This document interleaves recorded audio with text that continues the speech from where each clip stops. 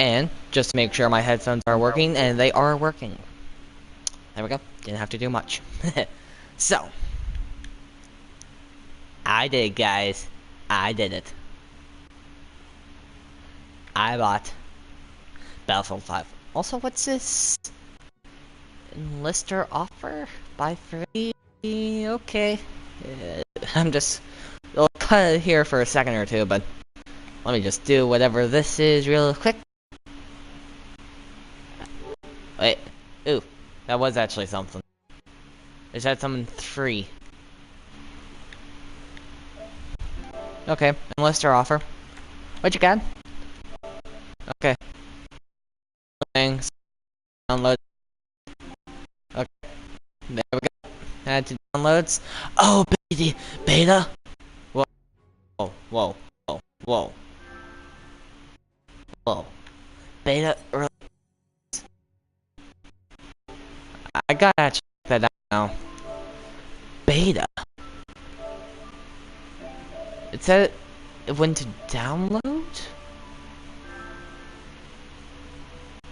What? Okay, I'm so confused, guys. Cause look, if you see, pre-order Battlefield 5 Deluxe Edition, save up to $10. Stupid me.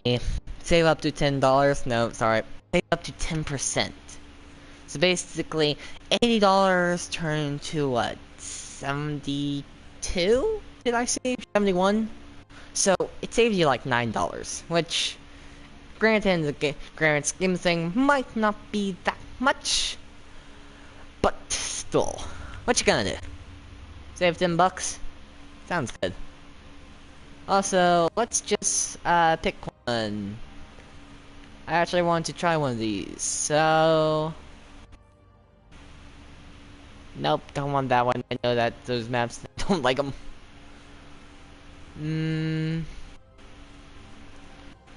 I can't see fighting sides, I just see Britain and one other.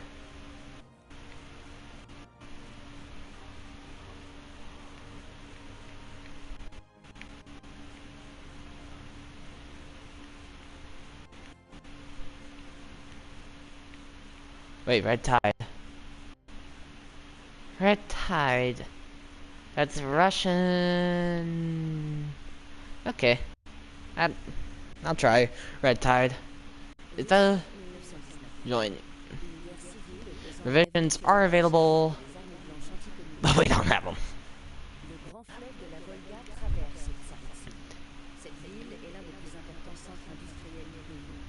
And yes, it is talking in French.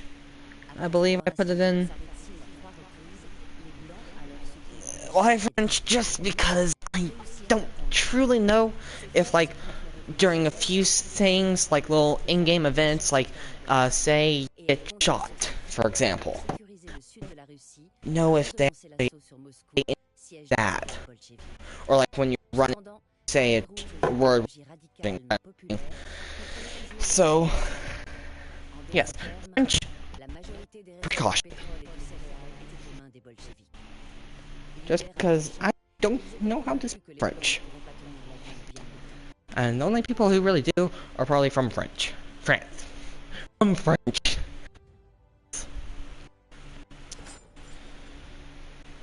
And now, let me get my phone up so I can use it as kind of like a comment section, a YouTube, like if you were on a computer. Okay, good. This is in the name of Tsar, or as I like to call it, in the name of Tsar. Yeah, I said it right. In the name of Tsar, but I like to call it in the name of Tsar because I am me. Okay, there we go. We have my phone up now as a feature, so you wanna know something? Just please comment.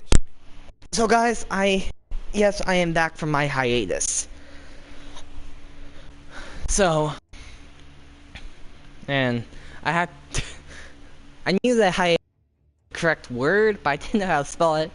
And actually, it is pretty much exactly a hiatus of uh, what I've done. Kind of like the mid-season break, where you take a couple weeks or a year off, or bleh, a couple weeks or a month off, and that's kind of exactly what I did. The squad's available. Okay. Oh. This is how it's gonna be here.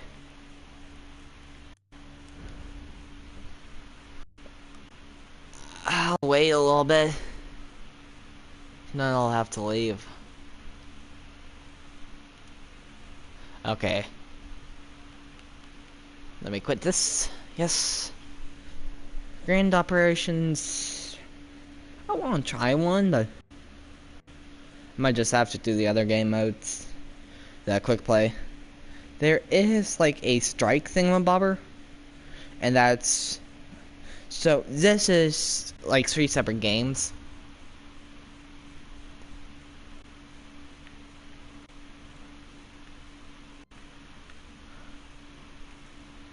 Does it say how many people are waiting?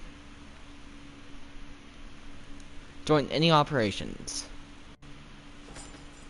There we go. It's found. I hope it found this an operation. So yeah, I see that I have 2 people watching. How are you guys doing? I'm pretty sure that one is me. So, how are you doing, my other viewer? I hope you're doing grand. So I took a little hiatus, which technically by definition is a break in between, like at the mid-season point. That's a few weeks or a month off. So essentially exactly what I did. See that one comment, and it is from it's yep, balloons and napalm. That's a great channel. Does a lot of DIY stuff. I really suggest you check him out.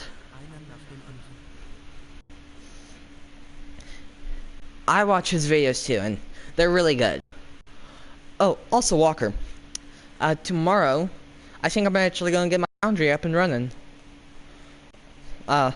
Last year I got all the materials for a foundry, and if you don't know what a foundry is, for my other viewers, who hopefully will join later or after this live stream, so in post live stream, but basically a foundry is something that can melt metal. So I'm making a backyard foundry, so it's not going to be hot enough to melt steel, but I think it can maybe get up to at least like silver. I don't know if it'll be hot enough to melt copper, but I don't care about anything else. My main source of metal will be aluminum or aluminium. One or the other. You choose how you want to say it. I'll say it both ways, because I like both. Think of both ways. The American way. Wait, Walker, do you have this game? I can... Yeah, I'll, go to your party. Actually, are you on right now? Because I can just invite you to mine. Yeah, you're on. Okay, there you go. Okay, I send you an invite. Resume. Skip this. School, full squad. Charlie, here we go. Squad Charlie. Uh-oh, what just happened? Hello? Hey, how you doing? I'm in a live stream. Hey, man, it's been a while. I know. Yeah. That's why I can't do that. Okay, that's private. Actually, I was actually just in the middle of taking a break. I went downstairs, made myself some macaroni and cheese, and came back here and I was gonna... Yeah, I've actually been playing Fortnite lately, but not on the PS4, but Switch. Oh, sweet. Yeah, because the other week I went to Hilton Head Island. It's far away, but so I went there and wait, did I just get? I think I just got another viewer. Yeah, I got another viewer. So how are you doing, my friend? I have no idea who's the other viewer, but so yeah, I went to Hilton Head Island with my family. My good friend, But so, and I found out, I think I already downloaded it before. I found out that my cousins had it, and so I decided, I had 20 bucks in, Nintendo gift cards, or like 15 bucks in Nintendo's gift cards, and to get the starter pack you just need 10 or something like that. Or when I needed, to get the battle pass, I just needed 10 bucks. So I decided, why not? I'll put in the money. Yep, the Nintendo Switch, and I also got the Battle Pass, and I got it with like 2-ish weeks left, so not a lot of time to get up enough credits, but I barely managed to pick up enough credits that I could, you know, get the next, this current season's Battle Pass, and I've been playing, and I already finished week 2. I finished both the first and second week, and I'm like level or tier 30. So, yeah, it's going well. I'm like tier 4. And don't play it enough to really justify the battle pass. But when we're talking about stuff we bought on PlayStation, I just got the Destiny 2 expansion pack. I think I should have that because I got the deluxe version. I think so. But they have the DLC content that they have later on. My voice might be a little groggy. I just had taken out a few days ago. Yeah, I saw your Instagram post about it. Yeah, are you feeling better? I am a lot better. This is my second time doing YouTube. I know. Didn't something happen, like a reaction with your like other 2 wisdom teeth? You got 2 removed, but then you had to go back. So what advice? Don't try sedating or you might get punched in the face. Do not try what? Don't try and sedate me, otherwise you might get punched. Oh, hold on. Yes, sir. Okay, so... Yes, sir. Yeah, guys, so... Walker just has his wisdom teeth removed, and... yeah. I really hope I don't have to get mine removed, but... you know, I might have to. What? Am I on? Yep. Okay. Sweet. Sorry, just kinda... Okay. Yeah, basically, Oop. sedation or anesthesia is not really like our body. And so, instead of relaxing, actually, get really clear and start flailing around and punching everything. I ended up punching some poor nurse in the face. It was a guy though, so...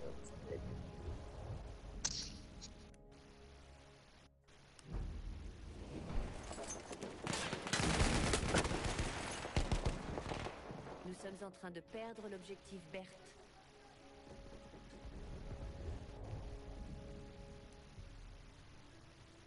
Nous avons perdu l'objectif Berthe. So... Leave.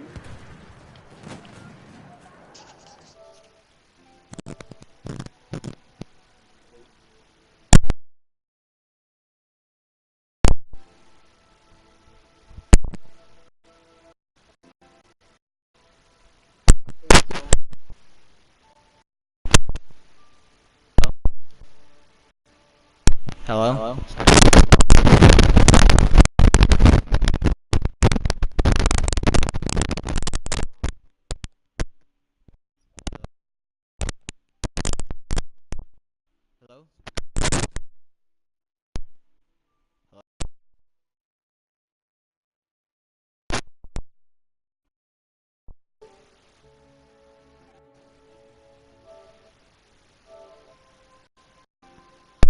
Hello? Hello?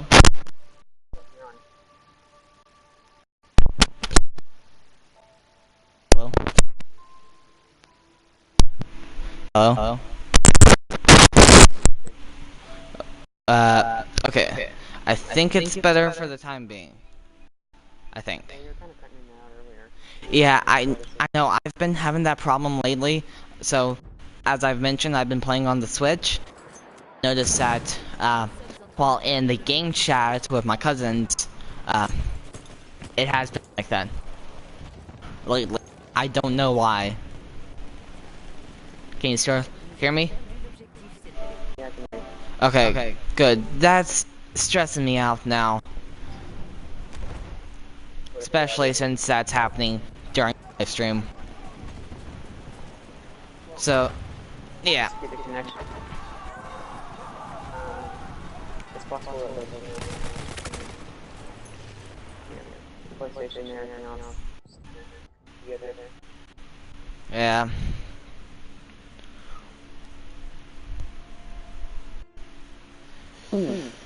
Oh boy. Hope it doesn't get on more. What? Yeah. So,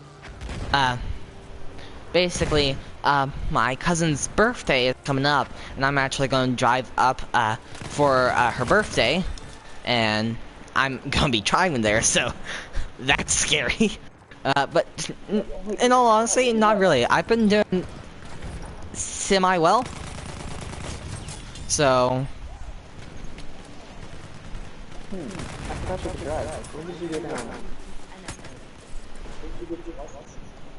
get Still have my permit. I have 2 more weeks of this driving course where you drive an instructor's car kind of thing. So Monday, both Mondays, this coming Monday and the next are both of my 2 time slots. So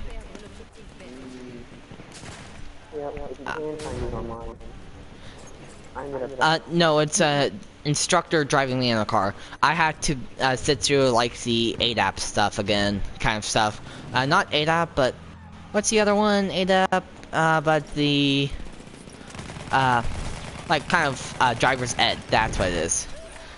I spent a whole week from 9 to 5 in driver's ed. So in a course, in a classroom. No, it was at a physical location. So yeah, that wasn't the funnest week of summer.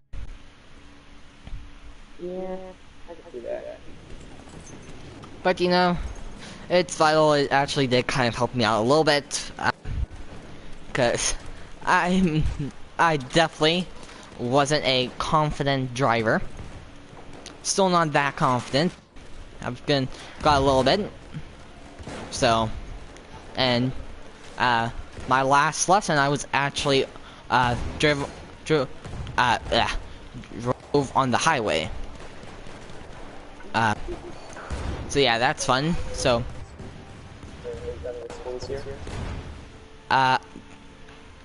one second.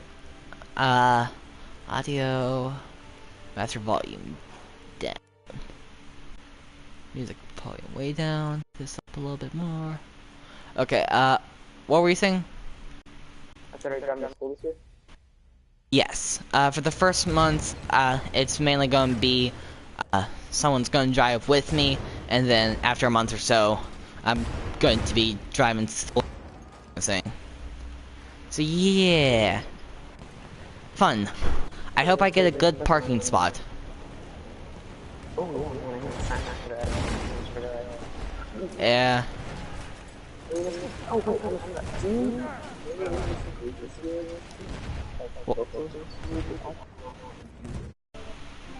One? What did I just press? For lead? Chasing Lincoln's Killers, and, Raising the Sun. Yes.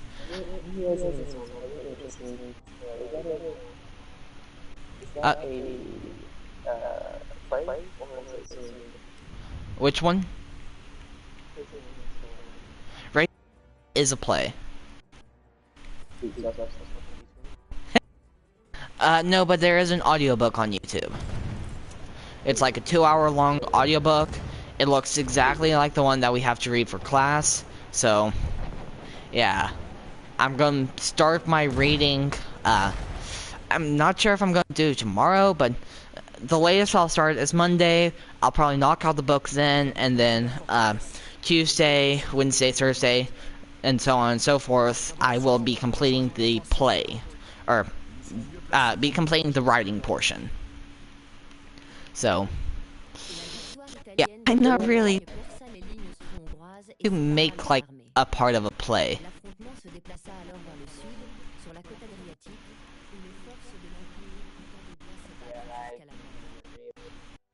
Yeah, that play is not going to be that much fun for me, so yeah. I don't know, it's not so bad. Yeah, it's a 6, which is 9 days short of my birthday, and I really don't want it to be Wednesday. So basically, my birthday and my channel anniversary are on the same day. So, yeah. My 15th birthday is when I videos. One, how I made it was I had my camera of my phone face down in the bed, and I was just talking to my phone. It took me like an hour or so to get out everything that I wanted to say without pausing and stuttering and slurring my speech and saying and even though probably some slipped through. One. I would definitely it's an app called InShot. And basically, that's the way I edit all my videos. And you can put together pieces of your video, you can cut out some of it. It's really easy, goes great with Android or iOS. And of course, there's it's like MP3 file generator. So basically what I did is I recorded myself with the camera face down like you did. I converted it into an MP3 file, and then I played it over what I was doing on my video. Yeah, here's the thing. That was then, and I had no idea what I was going to do, and I didn't want to show my face. And so my second video that I made on my channel, I realized that I forgot to say that, oh yeah, it's my birthday, kind of thing. So I went up to my bonus room instead of taking down the video and, you know, restarting and whatnot. I decided just to say, go up to my bonus room and say, oh, I forgot to mention something, which is the title. It's my birthday. Take it easy. That's all I said. All I said, my camera was pointing up to my bonus room ceiling. That's all I did. So, yeah. So that was like, what? 6 years? No, not 6 years ago. 2 years ago. 2 years ago. Yeah.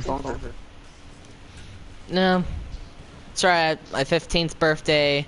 It's coming up to my 17th birthday, so. Not that long. You said you already had lessons, right? So I had my learner's permit. I got my learner's permit when I was. What's the expiration date? Is that just 1 year or 2 years? I forget.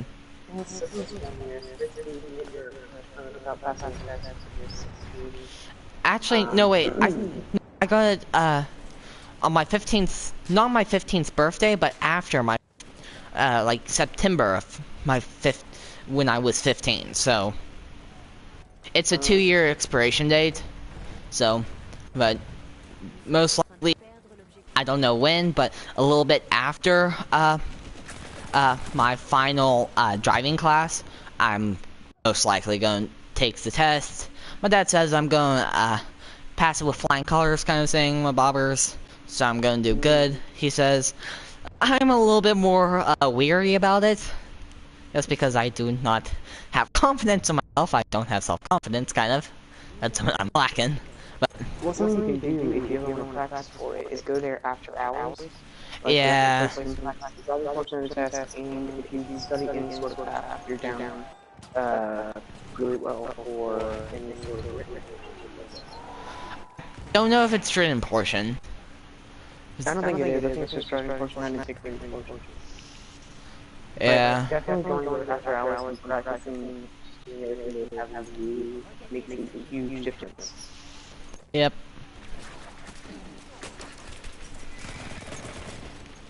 I just got ran over by a horse.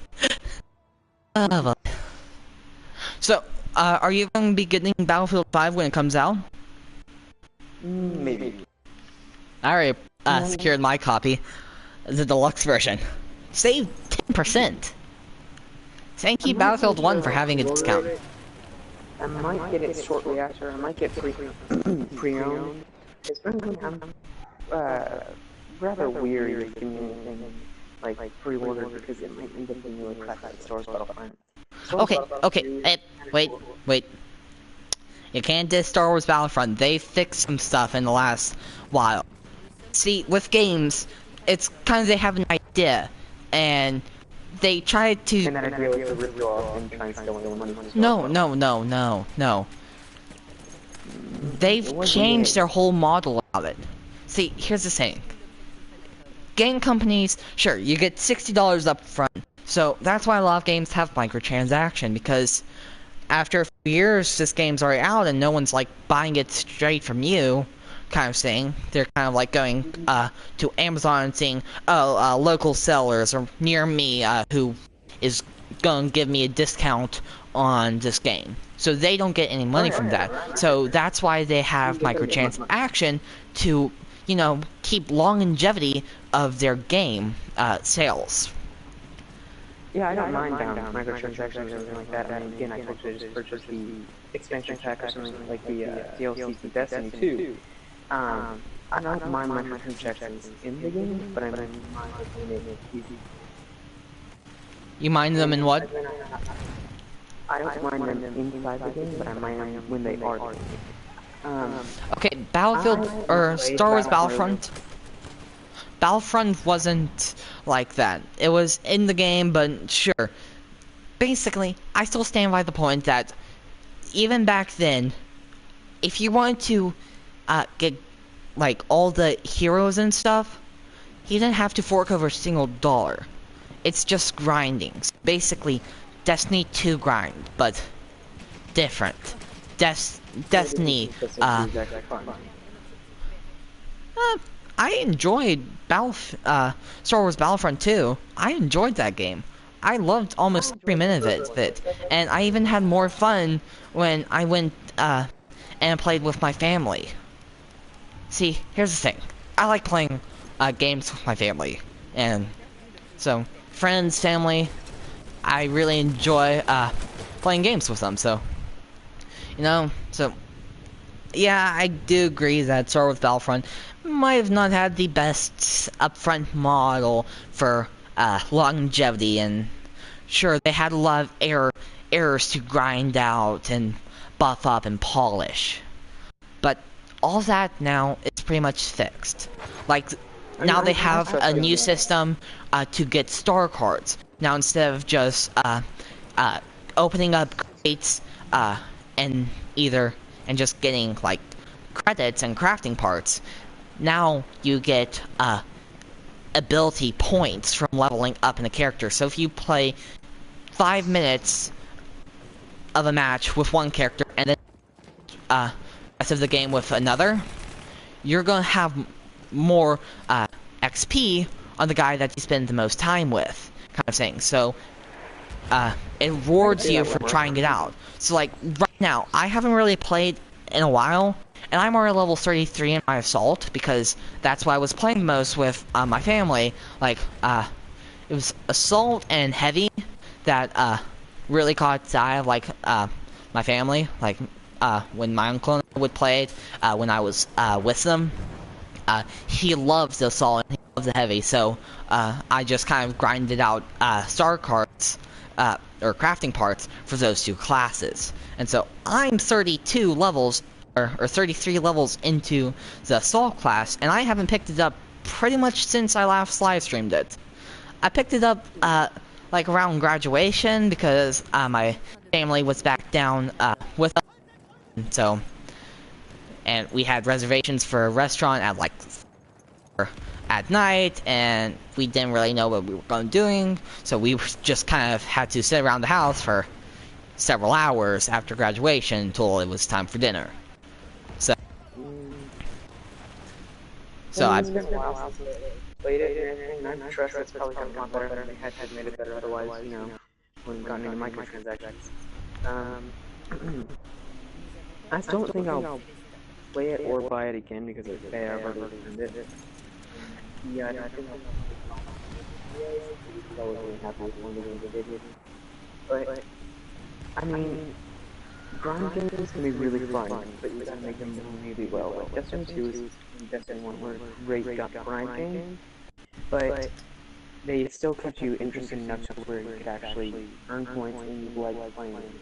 I never was quite able to get in Star Wars Battlefront 2. I was able to get in the first one, but not really the second. But I mean, it's all opinionated. I mean, it wasn't by the worst game I played, but it's not. Yeah, here's the thing. Maps I really didn't like. There were a few maps I really loved, and I could actually get, like, enough to actually purchase a hero. Like, I think maybe one time I actually got Darth Vader in-game on, like, it was prequel trilogy, versus droids. I forget the exact name of the planet, where I don't know if it was the Wookiees, like Kadesh or something like that. That spawning as defense, I instantly ran towards the rocket launcher, and I could get a lot of points before I died, and I could go ahead and get myself as special characters, and just kept on grinding out. A few games I've gone Rey, and so it's basically, sure, you can pay to win, but if you don't have the skill to back it up, you go nowhere. That is true. That is very true. I think they should have made things more balanced. Like, I get Rey was more powerful than anything else, and I totally agree that there should be one, you know, a very powerful player that you should be able to get his team is really strong. But I mean, it's like, if your team didn't have that many, a couple heavies and just your standard team and the other team, and a bunch of noobs and one Darth Maul, you guys wouldn't win. Yeah. He was so powerful that just it didn't matter how good you were, you could not beat him. And yeah, I can see that. Okay, a plane just dived on me. There should be a time limit and be some sort of balancing act, where it's not just one guy massacring every other person because they didn't pay $5.99 to get Darth Maul. And actually, I think Darth Maul wasn't Darth Maul like open, like base game. You got base game, you got Darth Maul, you got Rey, you got Kylo Ren. You got some heroes base game. Luke. I'm not sure about Leia. Yeah, and even yeah, like, sure, you can pay to get the more expensive guys, but those guys also cost more battle points in game. So it's kind of like, sure, I'll go out and buy. Did I just die from falling? Wow. But so, you can pay $1,000, get everything in the game. But if you have no skill, you're gonna be saying, oh, I just wasted $1,000. I can't get anything. This game is rigged. Blah, blah, blah. Everything haters would say. Blah, blah, blah. Kind of thing. It is a very large element of the future. So, it's like, I have the skill, I grind, I get better, I get the characters. Versus, I'm a rich kid. Mommy, Daddy paid this game for me. I got everything. Why can't I get anything? This game is terrible. Do you understand what I'm saying? It's like, I get that. So, yes, definitely how the game is modeled could have been better at the start, but also, it wasn't terrible. When it was launched, I didn't actually find many bugs with it. Granted, I didn't play that much because school week can only play for like an hour or so on the weekends kind of thing. But I didn't find many bugs, so that I can say is a good thing for game and opening day. Like, I got the SimCity game, one of the a while back, the latest version of the game, and man was it buggy as all get out. It's like, it was terrible just to try to run it. Like, the servers were down. Like, I forget who made SimCities, but like, that was just terrible. Yeah, I forget when I got it, but yeah, it was terrible launch. Did it get better as it went on? Yes, but if you take a terrible game, give it time, it'll get better. If you take a decent game, give it time, it'll get even better. So, and like, I think, so back to the topic of Battlefield 5. I believe that'll be good. And they've already, after the, what was it, alpha? The closed alpha, they're already starting to implement changes. Like, they were saying stuff about, I forget what made changes to, but they've already started to make changes to elements of the game.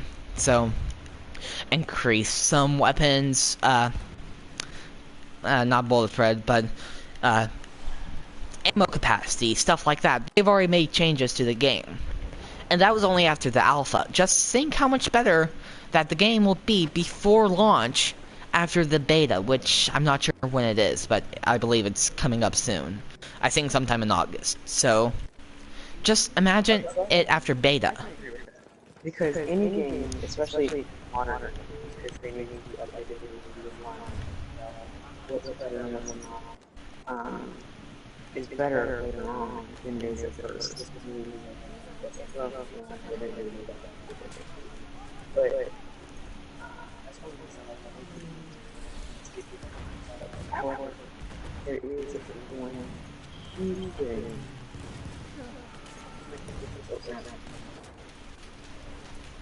So,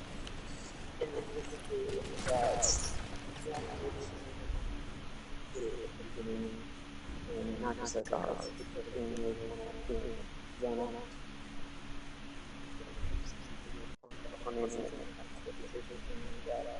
also, in my opinion, the beta was better than the actual game at launch. Because I had a lot of fun with beta. And that's one of the things that body is like, oh, it's such a great game. And when I got into the actual launch, the game was like, this is not exactly what I looked for. This is not exactly what I played in the beta, and it's not that fun. And that's kind of how I felt. But, it's still pretty decent game. See, I kind of agree with you on some of those points. Kind of. But I thought it was good in beta, and I thought it was even better in full release. I got more into it in full release than I did in beta, because, you know, all the stuff was opened up, all the guns, whatever. And so, it kind of allowed you to... The beta is just a glimpse at what the full game will be like. Not everything is implemented, so... But, see, Star Wars Battlefront 2 and Battlefield series are made by EA, correct? Yes. See, here's the thing. You're going to have a better game from the launch from a company like EA than you are going to have from an unknown company. Because EA has... There's some, that's probably usual, especially with EA. Has a lot of employees. They have a lot of employees and they don't make glitches. It's like what you're saying. It wasn't very glitchy when it came out. However, you always have the exception. Like, for instance, the game Shut Up. That was like college students and incredibly popular. So, and like Minecraft, it was made by a few people before it turned into a bigger company kind of thing. So yeah, I can agree with you on that point. Sure, you might have a big company, but sure, you can always have a glitchy game.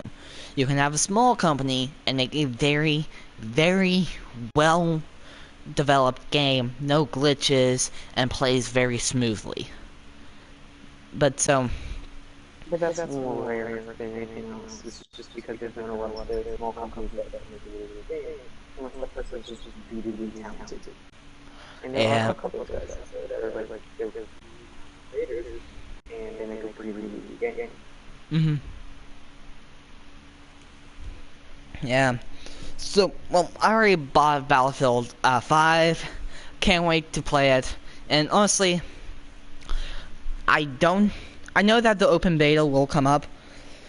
So, my suggestion, I believe that the closed beta, which is for people who have already pre-ordered the game, will get it first, versus the open beta.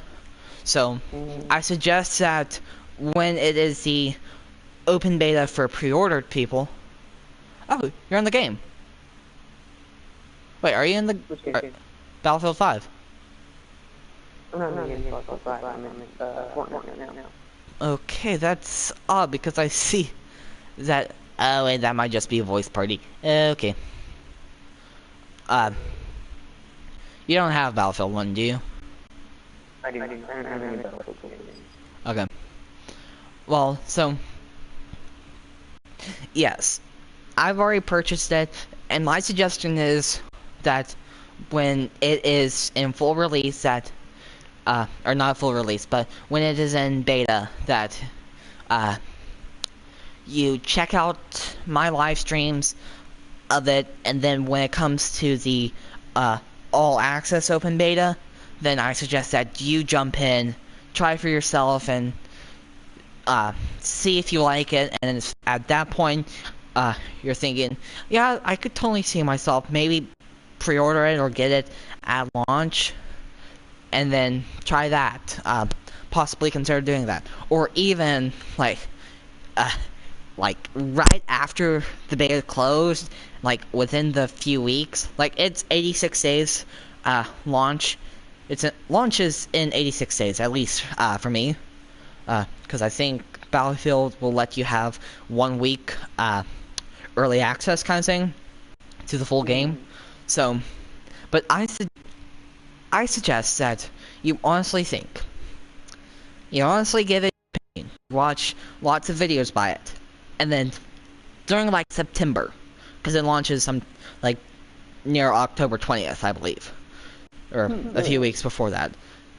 So I suggest that you mull it over, you watch videos, and in September, like normally with me, after I've played a little bit of a game, like I can sometimes get obsessed with it, kind of thing. So like, it's kind of like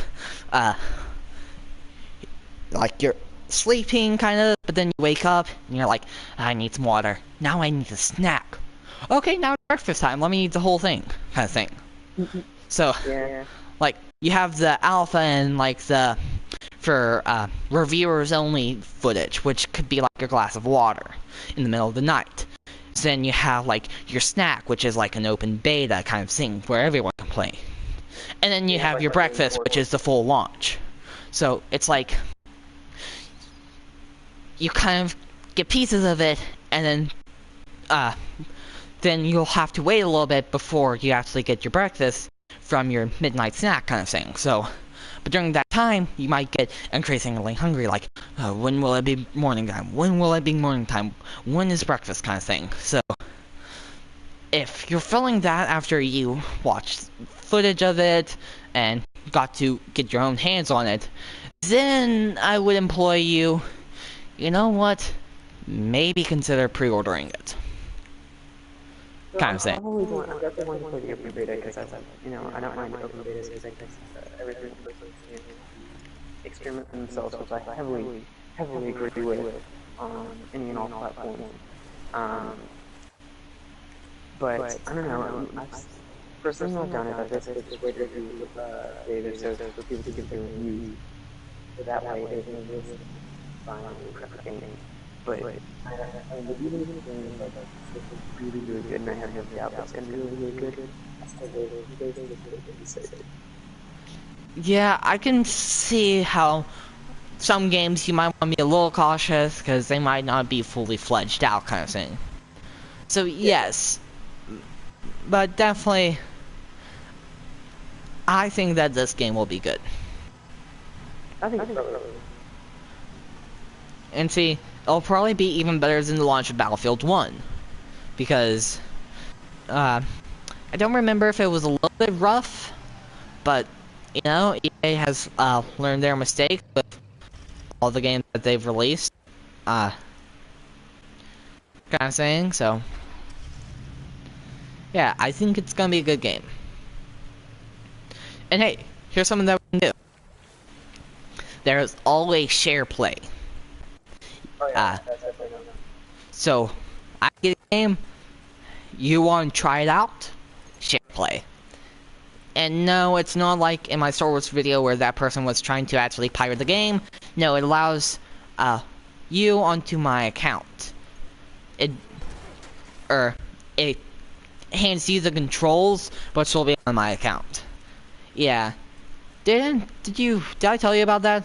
That someone actually tried to pirate No. the Star Wars Battlefront 2 game from me? Yeah, in one of my live streams. What?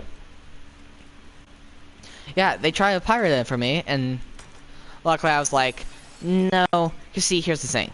One, like, my dad's credit card is actually on this account just because, like, I actually used his credit card because it was late at night kind of thing, but I used his credit card so that I could get, the pre-order, the deluxe version, I believe, of Battlefield 1, the game I'm currently playing.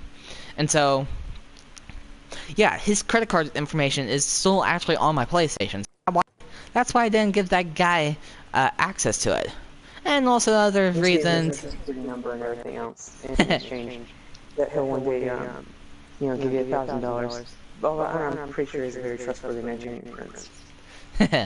Yeah. Also, something that I really want to try. See this switch right here, guys?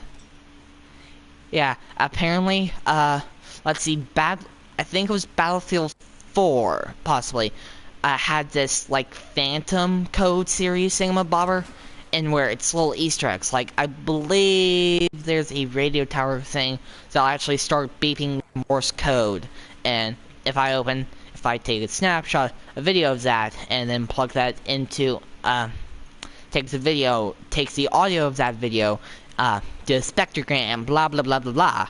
I'll get the Morse code beeps, and then I plug it into a password, where all I'm missing is like 5 digits, and that's what the tower on this map will give me. That tower will give me the 5 digits I need. I take those 5 digits, I plug it into that, into the rest of the sequence, and then plug all those into that tower, and it'll actually give me. It'll give me dog tags and actually weapon skins to this game. So look, I break this switch. I broke that lantern. Now if I go back to the tower, you'll see that there are even more of these opened up. I believe at the top of the tower, like right around there, is button A, and the bottom is button F. So, button F, E, D, C, then up. I'll see if I got button B or A yet.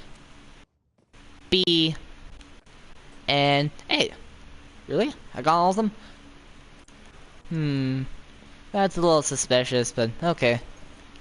But so, you type in a code with that, kind of saying. Using the Morse code that you're given, and other stuff taken from other maps. And I would like to try that, but I have zero clue of really what I'm doing. And also, this is giving me nothing. No one has joined, so I might just back out of this match and go into another. Wait. That's right. Oh, wait. This is Conquest on this specific map. There's a new game mode, so I would assume in that new game mode. Or you could play some Fortnite on the PlayStation. I actually, one of my accounts play Fortnite. well, wait, here's the thing. What if you do this? I know that it's might be possible if, like, there's a mediator, but what if after my live stream, I hook up to my Switch, you hook up to your PlayStation, and we join that way? You think it'll work? Possibly. Here's the thing. I'm honestly not sure, because I know that it wouldn't let me take my PlayStation Fortnite account over to the Switch. And so, that's why I had to start a whole new Fortnite account. So Wait, so then you had all the stuff you learned because you got the expansion pass at one time. You have everything you learned from that expansion pass in the same account? yes, Or there's that giant tower. But so I'm not sure how far PlayStation and the Switch aren't playing nicely. Mainly PlayStation isn't playing nicely. it's just funny because PlayStation used to be a project that Nintendo was working on. Do you remember that? The original PlayStation was being basically Sony and Nintendo were partnering to try and create the original PlayStation, but Nintendo backed out of it at the last minute and said, "Nah, we're gonna do our own thing." Okay, here's another part of the code. I interact with that. These boxes two and those two, or this one, these two right there, there are interactable sides on them, and you just have to enter stuff into them. I don't know exactly what I have to do, and I think it's player specific. At least for this Morse code, once you do that, you stand by here, and it'll start spouting you Morse code. You take that, and it will be specific this match to your player. Every match you do it, it goes different, and then you have to back over there, and after you decode it, and you plug it into that tower. Really complicated, and I think you need one of the other ones, which I don't even know how you get it. So yeah, really fun. I really want it though. If I can, I'll try to do it later sometime. I don't know. Okay, yeah, I'm gonna have to get out of this and go into another map. But so yeah, let's try that a little bit later. Yours is lightning bolt Zolt, right? Correct. Okay, okay, here's what I'm gonna do. I'm going to use the PlayStation message app. I'm gonna send you the message of what my Fortnite username is. And you try to see if you can send request to that account. And if you can, then yeah, we'll go from there. I'll add you as a friend, and we can do that. Huh. Yes. See, So here's is your Fortnite account name different from your PlayStation account name? yes. Yeah, it's yeah. See, I was trying to even start a fresh account. I don't know if I tried to use a different email, but I tried to start a fresh account with PenguinCraftJr name. Didn't work. It's like, oh, this account somewhere else, but that account doesn't like us, so no. It's like, come on. Yeah, I'm really bummed about that, because if I could have had my PlayStation account on my Switch, then I could have used my Switch money to buy the Battle Pass, and then still play on both, on my Switch and on my PS4. But unfortunately, they didn't like each other, so I had to start up a fresh account, and yeah. You know what you need to do? You need to create a very universal currency across all the platforms. Yeah, that would be good. Like a company should allow you to purchase,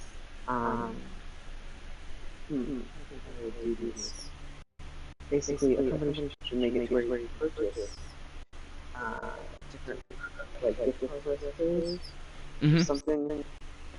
That would be universal for all, for like, Switch, PlayStation, Xbox, Steam, Blizzard, all the other, well, yeah, all the different companies that provide you games. Let's see, GOG and the other softwares like that. Just universal. But then you also have the other saying, I could just get a credit card and have my credit card information all separate accounts. Yeah, but what if you had like a ton of money on your Switch account and you didn't have any money on your PlayStation account? Yes. Yeah. Cause see, here's the thing. I was actually, when I got my $100 for my PlayStation, I was actually thinking, you know what? I want to buy $20 worth for my Switch.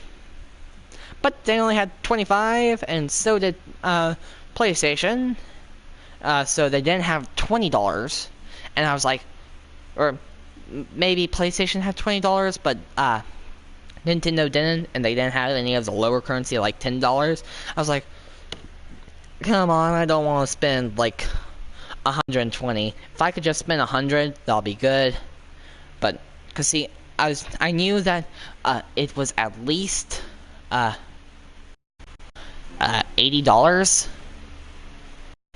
Oh boy, it says Mike's only being broadcast. Oh.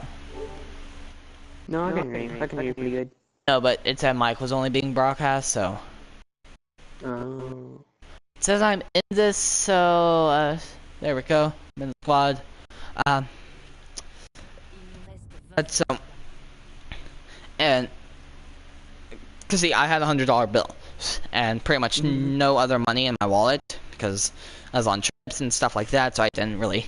I was like pretty much in between 2 trips, so I didn't really have time to think about refilling it. So. Yeah. That's good to go. You put it for 20 anywhere and just, just keep around $20 with you. Yeah. $20, you get $2. You buy a souvenir for $20. Yeah, so. But I was like, why don't they have it in $20 or even $10, which Nintendo actually does have $20 currency. Or $10 currency I've seen often at stores. But so PlayStation 4's currency is 20, so I mean, $40 yeah. Yeah, and see, that's actually technically a method to help them continue earning money. Because if it was exactly, you transferred over $10 and the item was $10 exactly kind of thing, then boom, you would have no left over, and then when you see someone, you see that you have currency left, you're like, oh, I can get it. Oh, I'm just missing a few bucks, let me get another gift card. And so you always have a surplus of money, but that surplus is never enough to buy you the full thing. So you always have to keep on getting just a little bit more money, a little bit more money. And so I've kind of used that a little bit sometimes to my benefit. Like right now I have like let's see, 100 minus 71 $39. No, it's $29. Yeah, $29. I have $29 in PlayStation. So that means if right now there's a 70% up to 70% sale in PlayStation, so I can buy something like that. Like there's wait oh, I just got a good gun. If only it was a flamethrower. But this isn't that either. Look at my screen, you'll know what I mean.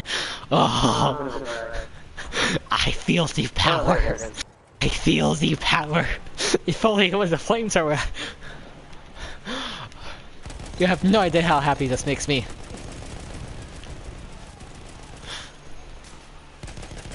Oh, that's the gun.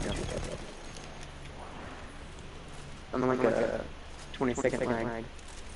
Yeah, that's normal YouTube. I think if I was streaming from a computer, I could customize the delay. But I'm streaming on PlayStation, so it's normally 20 seconds delays. So if I start counting down 20 seconds, by the time I finish my countdown, you'll hear me say 20. That'd be a cool test idea. Yeah, I'm really taking. 1, 2, 3. Actually, wait. Let me start over. Because I have to do, like 1 Mississippi, 2 Mississippi. 1 Mississippi, 2 Mississippi, 3 Mississippi, 4 Mississippi, 5 Mississippi, 6 Mississippi, 7 Mississippi, 8 Mississippi, 9 Mississippi, 10 Mississippi, 11 Mississippi, 12 Mississippi, 13 Mississippi, 14 Mississippi, 15 Mississippi, 16 Mississippi, 17 Mississippi, 18 Mississippi, 19 Mississippi, 20 Mississippi. Okay. Now, you probably heard me say one Mississippi at the start of that. And or I probably missed a Mississippi, because most likely it's me. Oh, you just got okay, and now, just a little, when you said, okay, you probably just heard one, that's when I heard one. Nice. They were like 22 seconds-ish, but yeah, pretty much 20 seconds. And also, I probably was saying my Mississippi's a little too fast and whatnot, so... Oh, I'm about to die. Also, one thing that I miss about Fortnite now is the auto run. I love auto run, because normally I land in like Haunted Hills and it's all the way at Paradise Palms. I have to run. That's literally my normal game. I run half the match, and oh wait. Yeah, that's something that I've been able to like too, because sometimes, especially more recently, it's just been like, okay, I'm gonna try and land in the middle of that, so that way I can get them Yeah. It's like either Justin did it or Topo Tower. Yeah. Then again, there's also the country where basically I went through and the other side of the map where it was jump junctions. I was able to get stopped in cars and then you just get on across. Yeah. Here's the thing. I normally play in 50v50 because I mean, I can't survive in the game and getting kills anyway. So why not have like 50 teammates or 49 teammates to help me out so that I can land at a place and peacefully collect my loot, trying to get better gear so that I can practice getting kills and you know that kind of stuff. Also, my PlayStation message app still has not opened up, so I still can't text you, but yeah. Full first name, first last name initial, man, 2001. That's very cryptic, yes I know. So you're actual. Yes. See, that I don't want to say it in chat, or say it out loud. You don't want to say your full first name in chat out. Yeah, I don't want to say penguin in chat. Penguin. My full first name is actually Penguin. I know, it's very weird. I named my channel PenguinCraftJr, but my real name is actually Penguin. You can look on my birth certificate. PenguinCraftJr, that's my full name. Why did I just tell them my full name, guys? Walker, why did I tell them my full name? I don't know. You're going crazy. Maybe I am. Although, to be honest, I'm living in what you're saying. Oh, is this intricate? Yes. Yes. I have the power. The power, I say. Remember, don't touch my spaghetti. I don't know why. So, I've been playing with my cousin's cousin. Been playing with my cousins in Fortnite. And with their cousins. Oh, that's a tank. Maybe I should have picked up the tank hunter kit. So yeah, my cousin's cousin does like memes. Yeah. What? I don't know. Yeah, we actually did a little bit of that. But yeah. Did you get it down? Yes. Okay.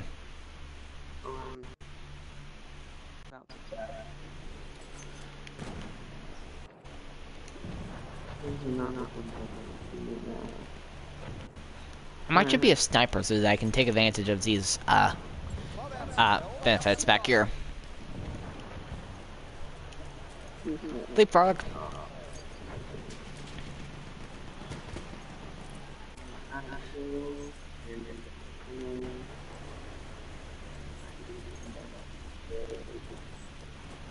I really can't wait for Battlefield 5 to come out.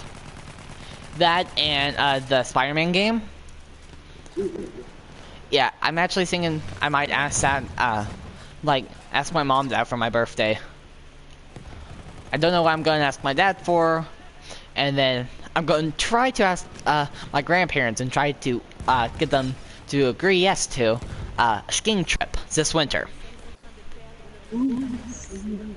Yeah, I don't think so. There are lots of different things. Like, see, so we went to Arizona just recently. Sedona, Arizona, really nice place. Really hot, but no humidity, so it's way better. It doesn't feel as hot. What? No, hiking. My sister's kind of like graduation-ish trip. She wanted to go there, or, well, it's either that or go to the beach, and we were only going to Hilton Head because there's like a singer person there that does like shows nightly kind of thing, and my cousins haven't seen him in like a long time, so that's why they wanted to go back. Mainly my aunt wanted to do it for her girls. We went there. But, so, you know, and me and my sister actually have been there a lot, because that is the preferred destination of, like, my mom's side.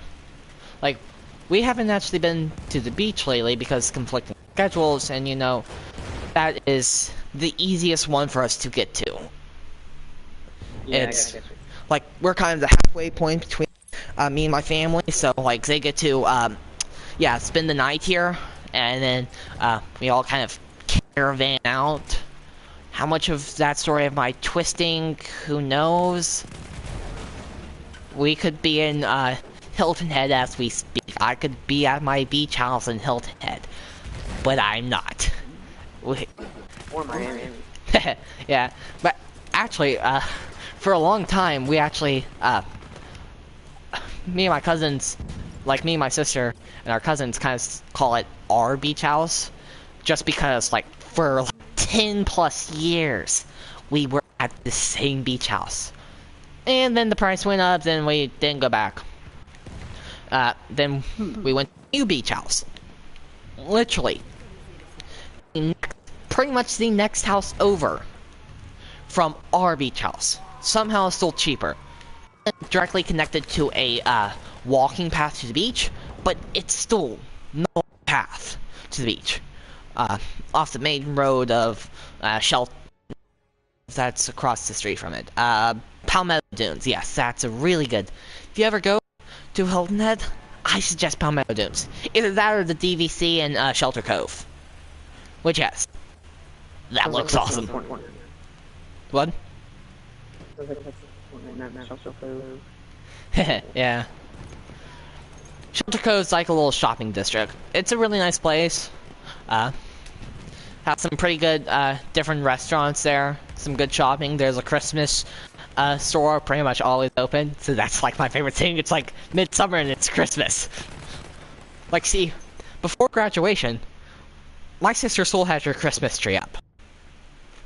She wanted to try to keep it through graduation. So, our mom didn't like it so much, but we loved it. See, if I could, I would probably still have my Christmas tree up in my room. And technically at my dad's house, I kinda do. I have this like little, more like, tinfoil type tree. And so, yeah. So you could say it's always Christmas here.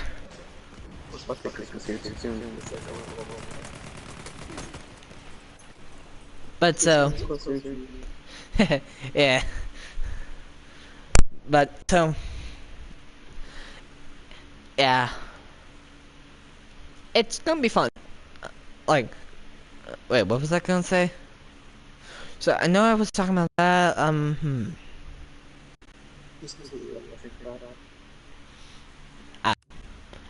I lost my train of thought. Yeah. Let's see. So what I was saying before. Let's see. like normally we go, like on my dad's side we normally do like different trips, sometimes a little bit bigger trips you could say. And so like my dad didn't really want to go to Hilton Head again, kind of thing. Or I don't think it was that. I don't know how much I can fully disclose because, you know, family toil or something or another. Because of different reasons. Like, my dad didn't go on this, on our trip. It was me and my sister in one room. Our grandparents in another. Our great-grandmother in another room. And, or our G-granny. So, on my dad's side, we have granny, my Mimi, my dad's mother, my grandpa, my dad's father. So, my granny is one.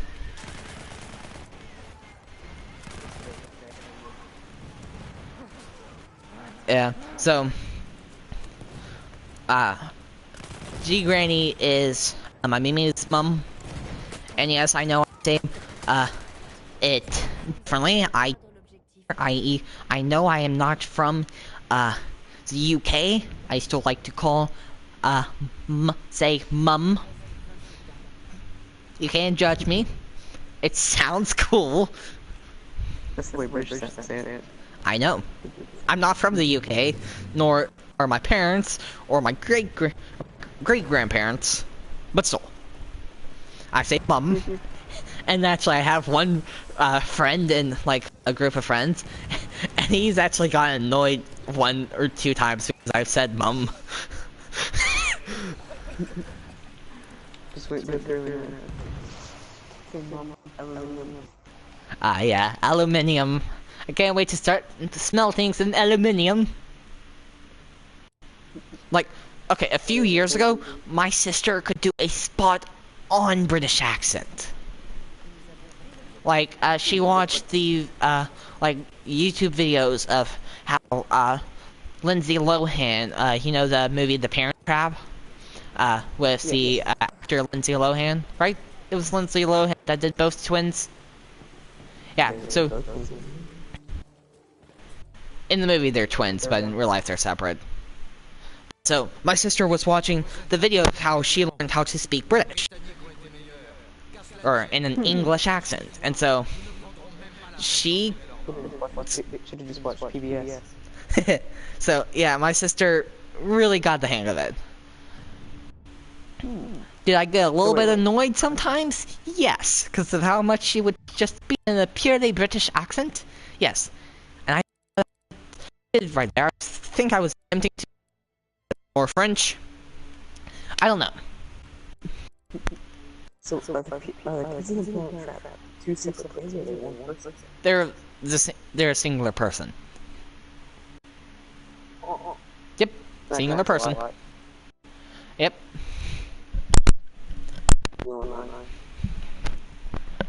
But yeah. But wait, what was I keep on losing my train of thought. How did I get from... Oh wait, that's how, because I was talking about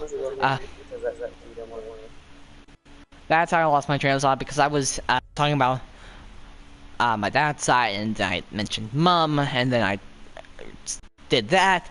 Okay. It's just a big ball of webs in my brain of how I connect stuff. Yep. Yep. But so, yeah, so, it was kind of like, we went to Arizona because, that's kind of where my dad wanted to go on his birthday. We normally take our, trips, on his birthday, and like around the 4th. That's what we normally do. Oh boy, filter joint error.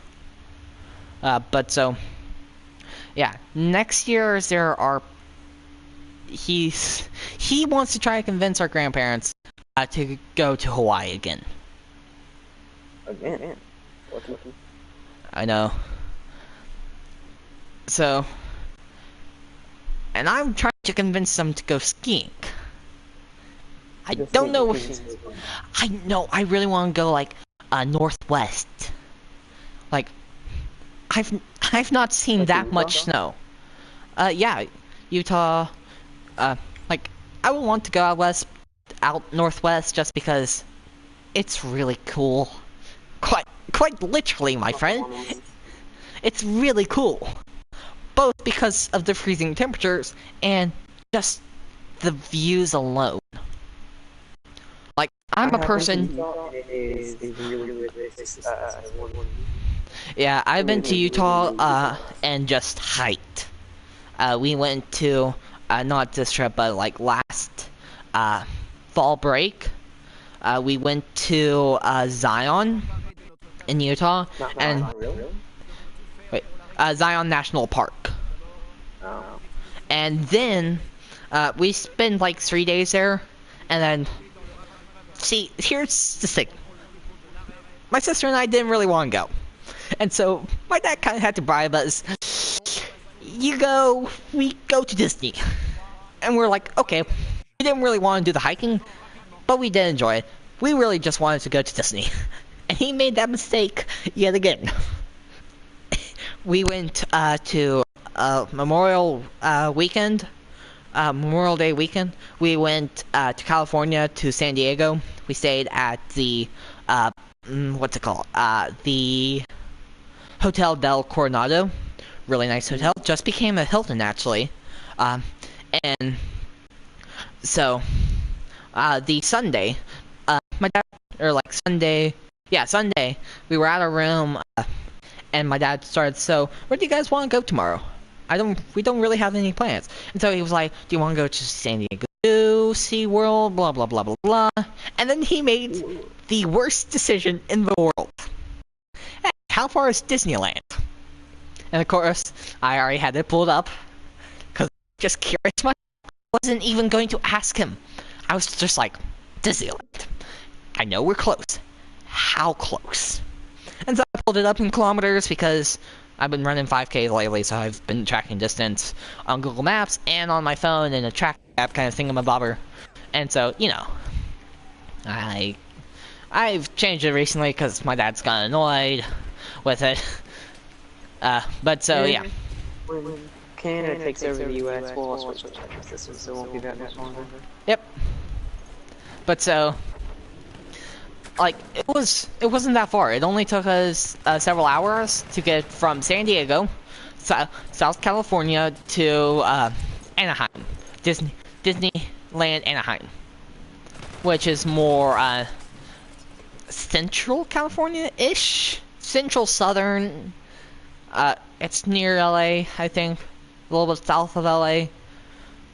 But so, yeah, if he didn't say anything, if he didn't offer up Disneyland, see, I said I was happy with San Diego Zoo, because that's a really good zoo. But but he mentioned Disneyland. And once he said that, it was all over.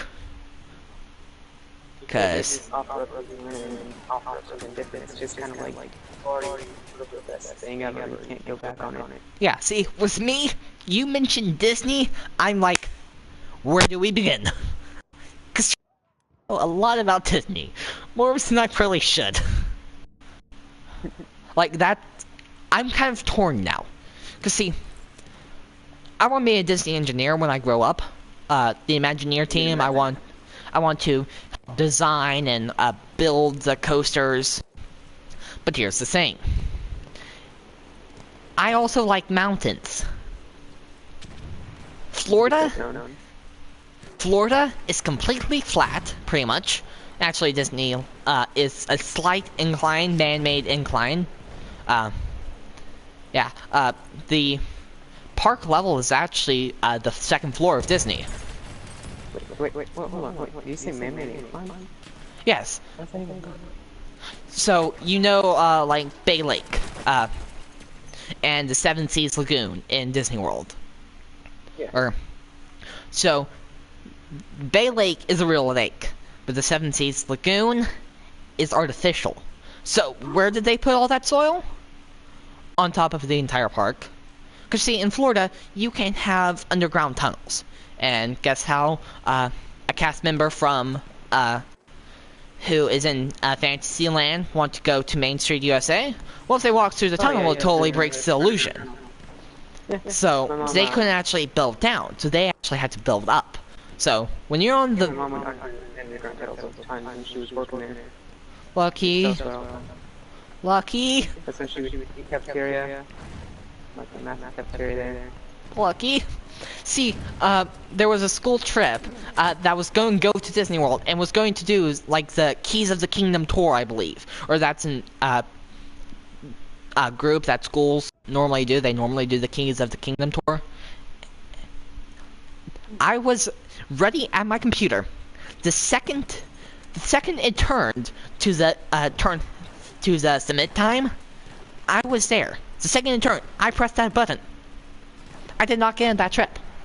But I am fully okay with it, just because that trip actually didn't happen, and it's not my own fault. If it was my fault that I didn't get into that trip, I would have been devastated. But no one got in that trip, so it's like that trip didn't actually exist. So it's like, okay. My number 2 choice? Whatever happened with that trip? Not enough people signed up. Yeah. Wow. Yep. But see, one of the problems was definitely the age cap. So like, I don't think terribly many 10th graders actually could have gone on the trip because you know, you had to be 16 by the time the trip left school. So, yeah, so for me it was fine because I turned 16 that August. But everyone else, they might have turned 16 after the Disney trip. Or turned 15. I don't know, I think it's something to do with like some of the tours that you would possibly be on. You have to be 16 to realize that Disney Mickey is not actually a mouse. It's just a person in a mouse costume. Oh, actually... Oh, did you know that if you are the character, when you're not, you can't say I play Mickey. You have to say you are a friend of Mickey. Otherwise, you will get fired. Pretty much. No, Yeah. it's actually true. If you are the person in the suit of Mickey or any of the other characters, you cannot say I am this character. You have to say I am a friend of this character or I work with this character. It's actually true. Let's see. A friend of my sister's kind of and like someone who works with my mom's school actually did the intern program over the summer, and one of them had a boyfriend who actually was a friend of Max. Which one's Max again? Goofy's son. Yeah, so he couldn't say. Yeah, he was a friend of Max to the public. People who worked there knew he was Max. Or he worked with Max if you were of the public. See, this shows you how much I know. Granted, you probably could just look that up on forums like, who plays this, and then you would probably find, oh, well, when you work with Disney, you can't say you are that character. You know, just faking a live in the outfit. Yeah.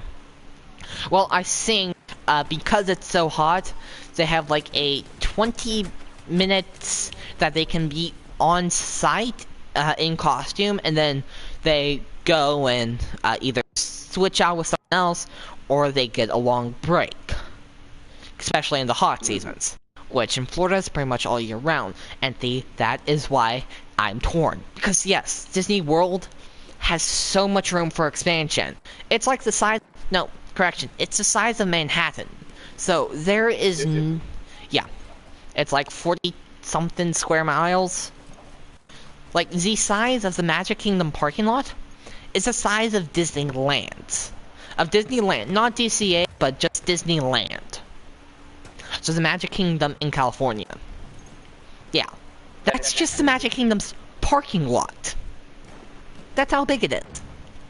So, yeah. Disneyland, if I work there, I would almost be a little bit worried for expansion purposes. Like, sure, you'll need a good amount of engineers to fix when rides break, which actually, fun story, when I went to Disneyland for a day on Memorial Day, we were about to leave.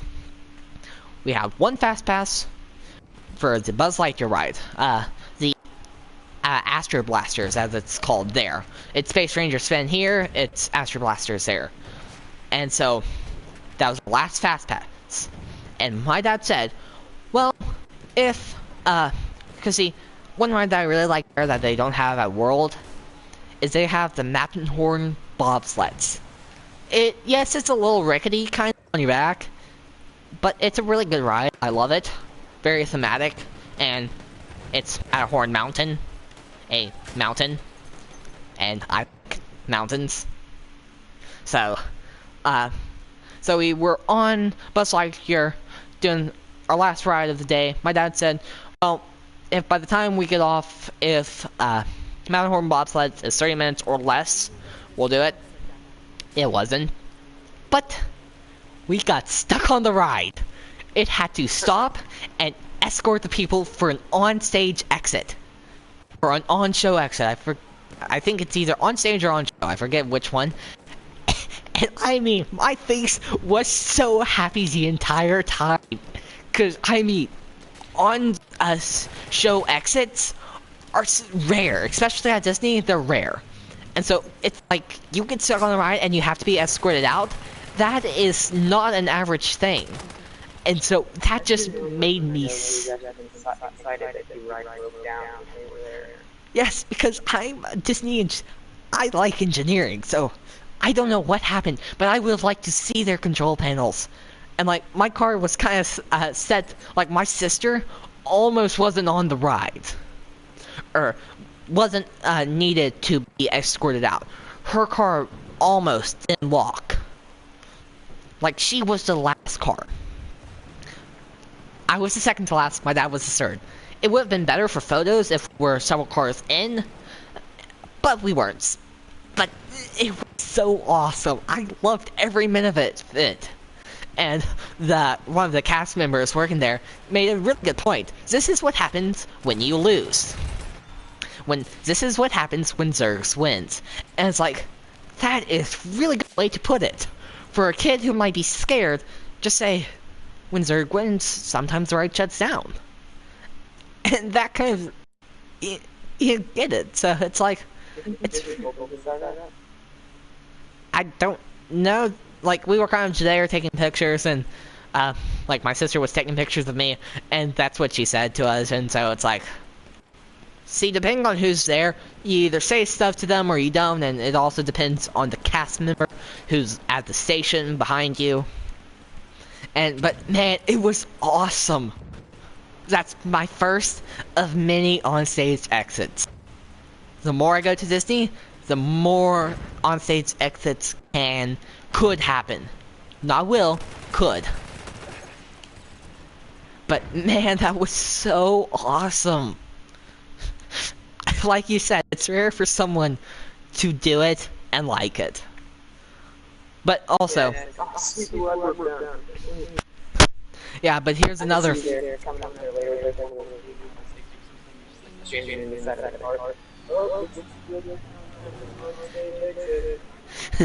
But here's one thing. So, I was saying that's my last ride of the day. But I wanted to try to ride the Matterhorn one last time before we left.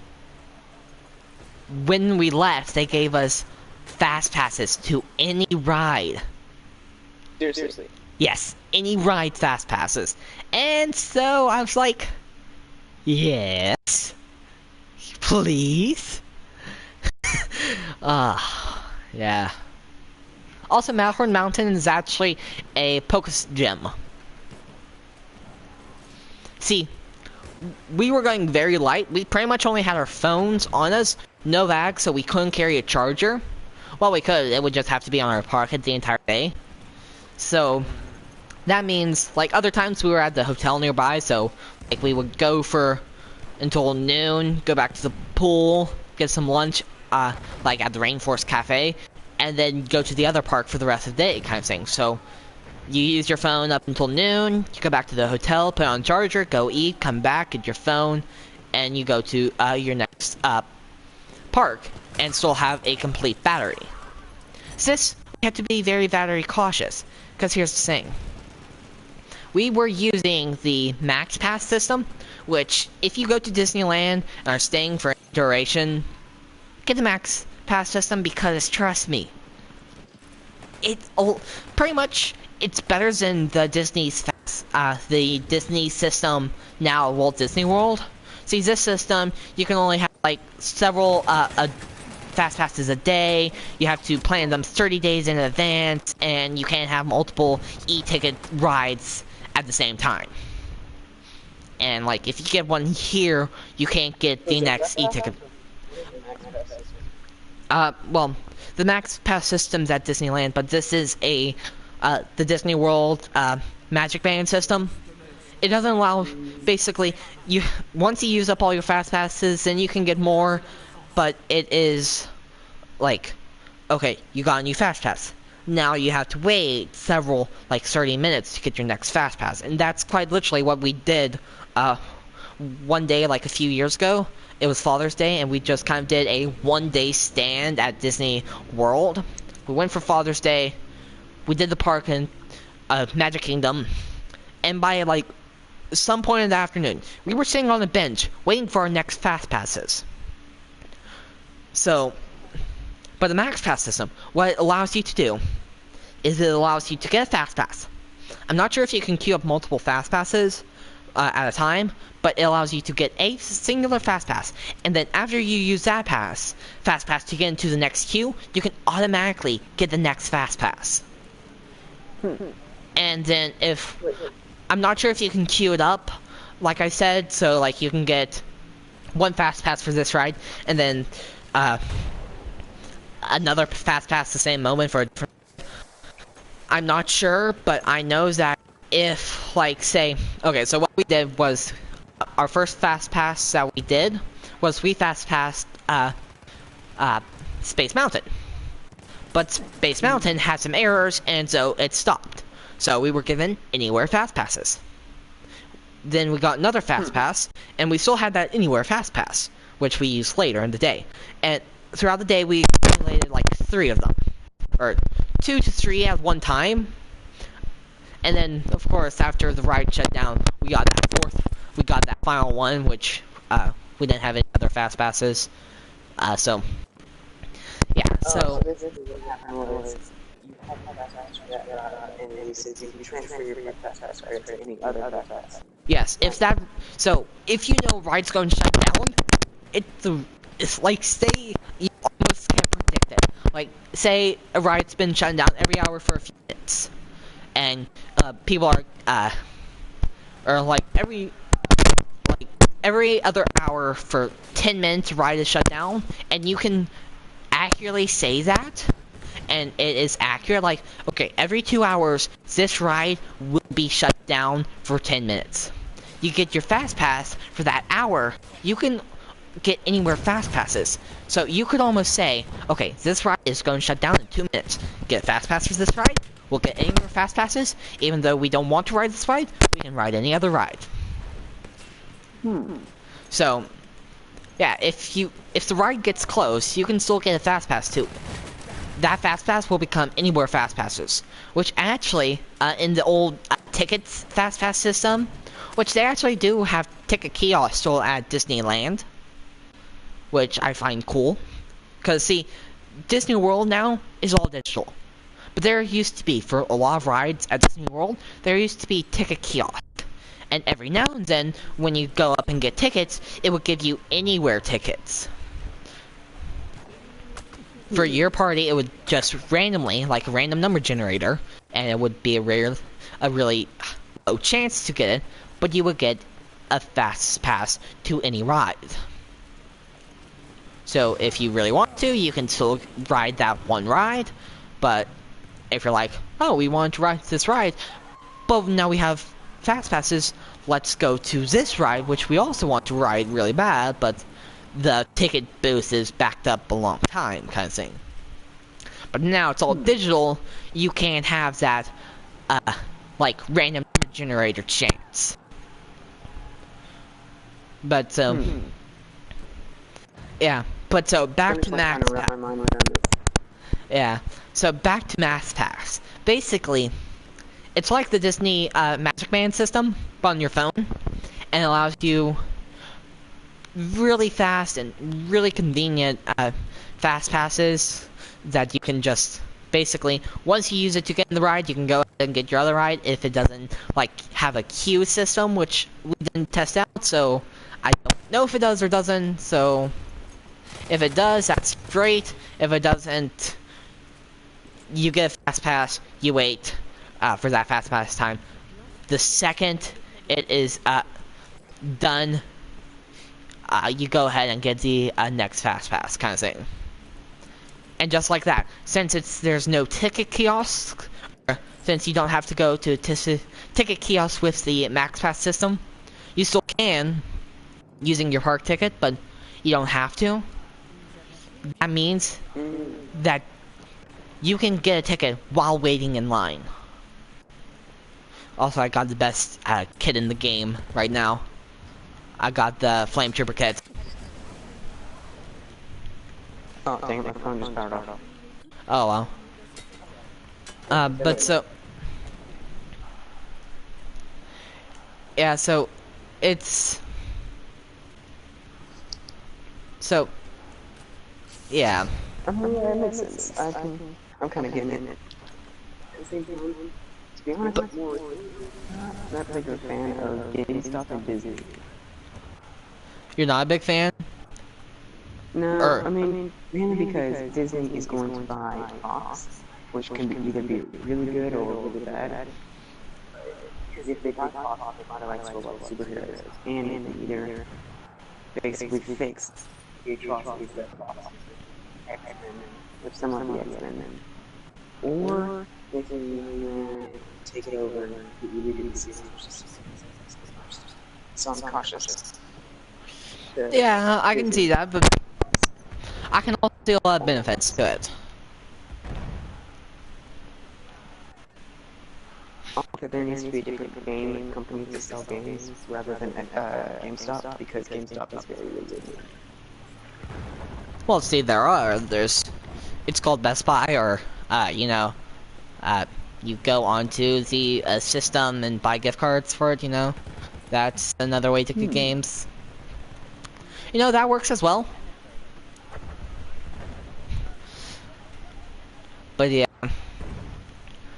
like, I really, like, I mean, when I tell you I want to work for Disney, I mean, I want to work for Disney. And pretty much, I'm going to work for Disney one day. That's almost a fact. I want to come over and make sure you're not brainwashed or something. You're gonna have Disney's nuclear codes. Actually, fun fact, Disney is actually the second most supplier of explosives in the world. Their first is the US military, second is Disney.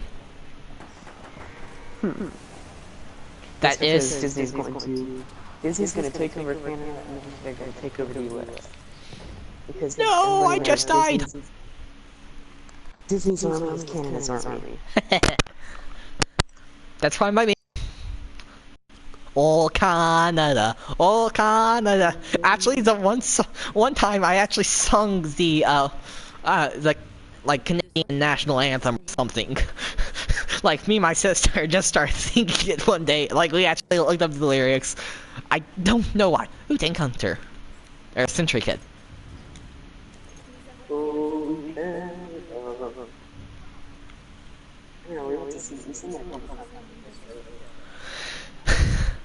Wow. And then there's a website called invadingcanada.us, basically explaining the reasons why we should invade Canada. Really? Yeah, reasons number one. Canadians have stuff. Maple syrup, Justin Bieber, and Beavers. They have all the good stuff. Reason number two, Canadians live an average of 2 years longer than Americans. One downside is you have to live in Canada. So, if you were the freedom of this, you could live 2 years longer. They could not live in Canada. Well, also probably has to do with their lifestyle. Yeah. Lifestyle and possibly also the temperature there. Because it's actually a true fact. If you take a rotting corpse, fresh corpse, and you leave it outside in hot weather, it'll decay faster than if you take a fresh corpse and put it in cold weather. A film theory episode for The Walking Dead. Basically, like one of the latest seasons was taking place within like a few days kind of things, or a few hours or something like that, but the corpses were freshly decayed, and they will keep on moving up north. So eventually, if they keep on moving up north, they'll move into Canada, and areas where it's much, much colder, meaning the corpses will decay even slower. So, you know what that means? Wait, flamethrower. Flamethrower. I see a flamethrower on the map. Meaning that in several seasons, they'll be in up north, freezing cold weather, and their episode will take place in 1 hour. Cause see, if one of their latest seasons was only a few days, then just imagine what a season will look like in a few hours, but up north, and the body's still decaying, kind of thing. Because that is the way to outlive the apocalypse, zombie apocalypse. You just wait for all the corpses to decay. No, you actually, if you go up north, where it's colder, it'll take the zombies more time to decay. Like seeing one of their latest seasons.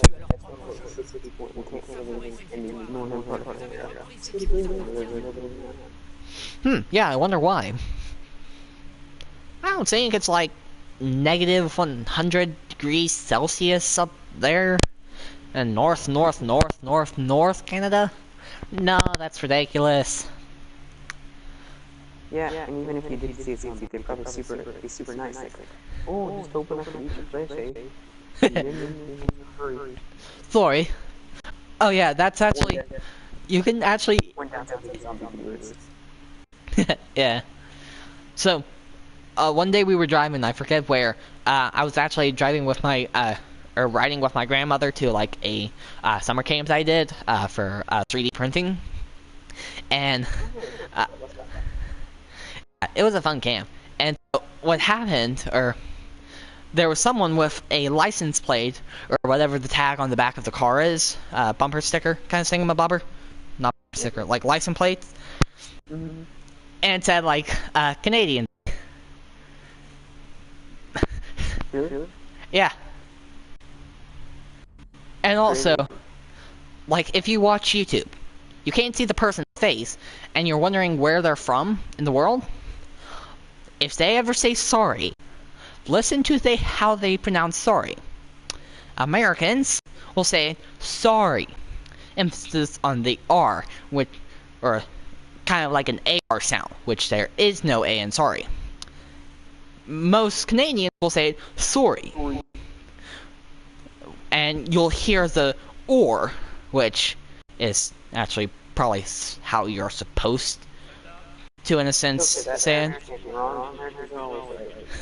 it. Not always, mate.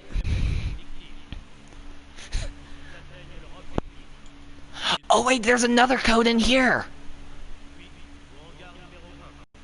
Wait, was this one player specific? Yeah, shed number 1 and shed number 3. There are 2 codes, for dials there. I could totally... no, I'm right. I'm pretty sure I watched a video the other day at, like, past midnight. Speaking of which, what time is it? It's like 1 o'clock. The other day I stayed up till 2 playing video games with my cousin. Yeah, let's just say, during that, I got really salty, because I was kept trying to land at Paradise Palms to get 3 kills for the week 2 battle pass, and this was the first day that the week 2 battle pass was out. So I was like, it'll be a huge accomplishment if I can knock out this week 2 battle pass the day it opens up. My cousin, no one would even know, but I got the week 2 battle pass. So yeah, no one would even know, but it would still be an accomplishment for me. Oh wait, infiltrator. Where's the infiltrator? Go to the infiltrator ship. Or crate. Yes. Ooh, what kind of gun is it? Ooh, haha. Ooh, it's like a sniper rifle kind of gun.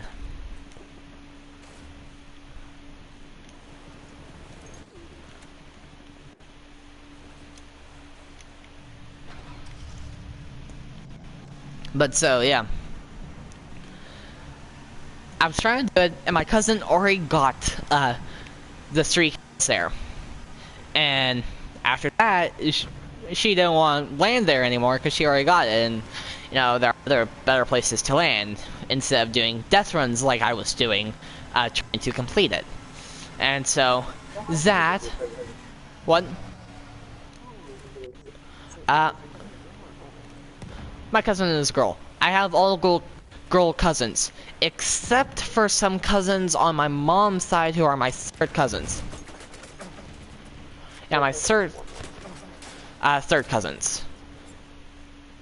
So, I have 2 boy cousins who are my 3rd cousins, who actually, I believe, live near me. on your mom's side. Yes, on my mom's side. So, yeah. And I actually might have some 3rd cousins on my dad's side, too. Because just recently, sad events happened, and I know I mentioned it several weeks ago in my Mad Max episode, Mad Max live stream. But so I got to see them, and it was just the adults, not the kids. That game, I don't believe, but I might actually have some 3rd cousins on my dad's side too. Am I sure about that? No, I did. But yeah, pretty much my cousins are all girls. And luckily for me, the 2 oldest girls on both sides both appreciate gaming somewhat. So they both play gaming some. So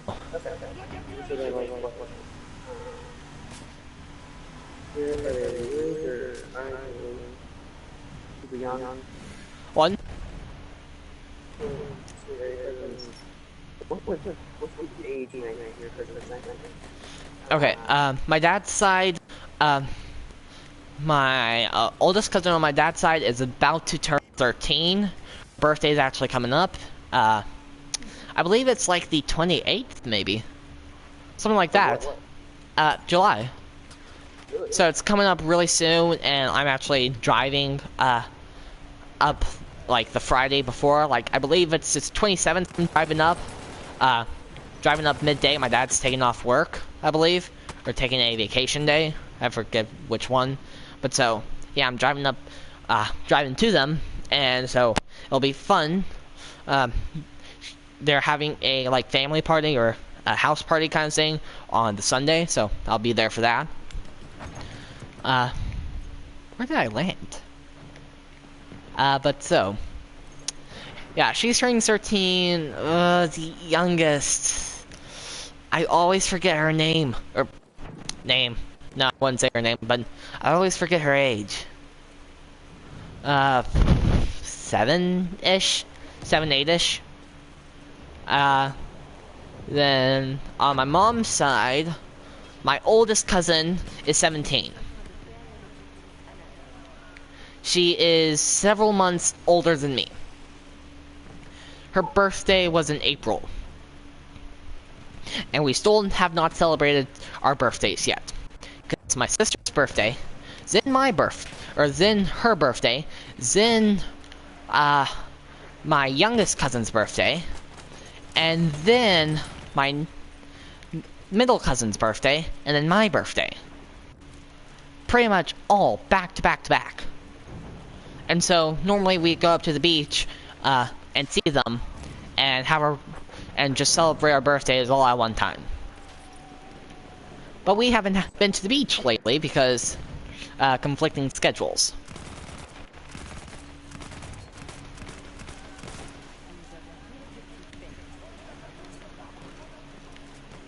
So yeah.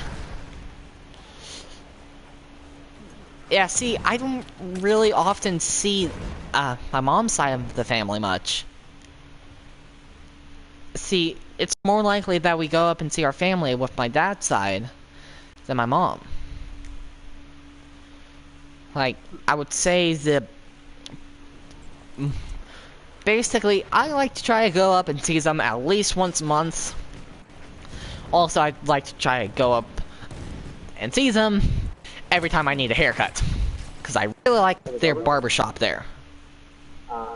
It's this really nice barbershop. And, yeah, really good. They even give you, root beers if you requested. Like, in a chilled mug, chilled root beer. It's really good. It's a really nice barbershop. So, yeah, so I like to try to go up there just to see my family, like, once a month.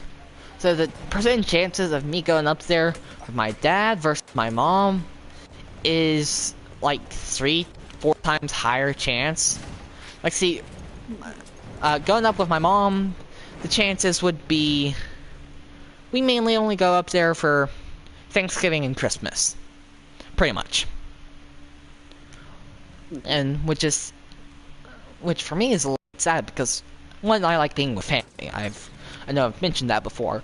But also, my mom's side of the family, my cousins on my mom's side are closer to me and my sister's ages, and we've been with them pretty much our whole life, kind of.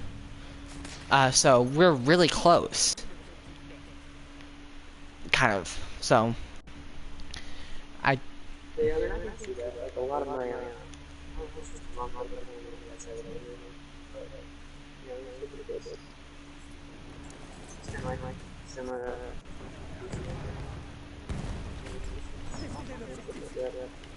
But I'm just not going to live in the city.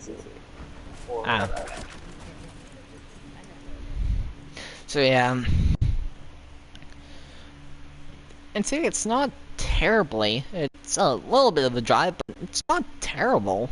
And in all things considering, the drive is short if compared to going to Disneyland from Utah, from Zion, Utah. It is way shorter. Wait, how many Disneylands are there? Let's see, there are actually 6 Disney parks. There is Disneyland Paris, Disneyland Shanghai, and Disneyland Tokyo? Shanghai, Tokyo, Paris. Then, of course, you have the World and Land in US. So, 6 in total. Is there one in Utah, or is there one? No. This is Disneyland in Utah. No, there's none. So, yeah, we drove last fall break from Arizona, or from Utah, all the way to Anaheim, California. It took us a single day, but it was a long drive. Like, we left in the morning and got there early evening kind of thing. We had enough hours at the park to be at the park for a few hours, but still, it was a long drive.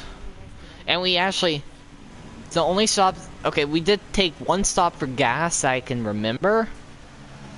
The others I probably was asleep for, but that, and then the only other stop that we took was at the Bellagio in Las Vegas.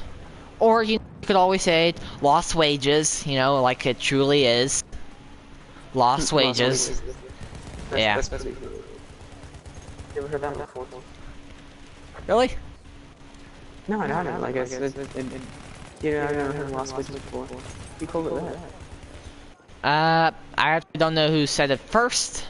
I know that my dad has told us that, and I think I forget where that stemmed from.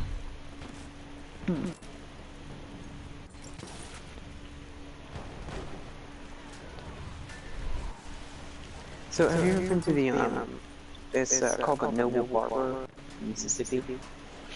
I do not believe so. That is probably one of my favorite barbers, mainly because it has this hair gel that you can get, called Brazil pomade, and basically it's a special company, and you can only really buy it online. That's where I'm getting it now. But it's a really, really good hair gel that I like, and it you know, hydrates and it does all that stuff. I was trying to do hair care when it hydrates. Was the easy, breezy, beautiful.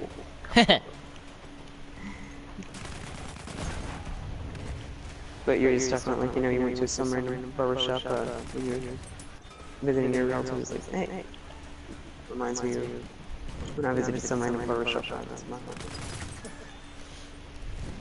Okay, I'm getting a lot of kills right now, and I do not know how. Luck. Most likely. See, I was flanking point B.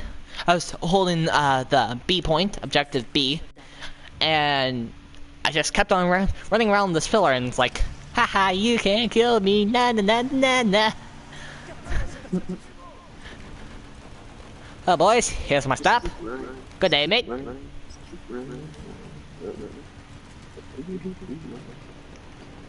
That was a plan. Yep, just keep swimming. Yep, I'm a Disney person. 99% of Disney references I shall catch. Except for the movies that I don't happen to see, which is very few. What? Like Bedknobs and Broomsticks. Which reference? Have you ever heard of Bedknobs and Broomsticks? No. It's a really, really old Disney movie. Anyways, That's probably why.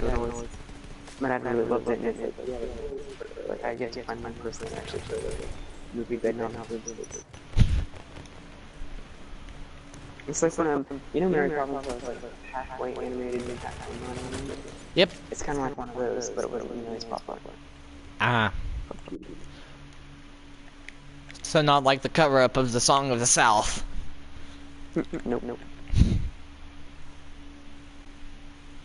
Or like Pete's Dragon, the original, which is part animated, part live action. Mainly the animated part is Pete. Or is it Pete or Pete's Dragon? Did you see the live action? Did you see the live action version? I saw How to Train Your Dragon. Yeah, I saw those too, but Pete's Dragon was actually a good movie. The recent one, it was a live action version. And the dragon, yeah, the dragon is really good in the live action. Really streamlined animation. Or, yeah, animation. Or CGI, that's what it is.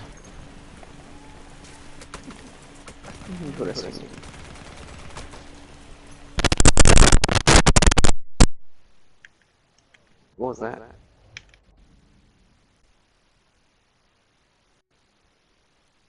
You still there? Hello?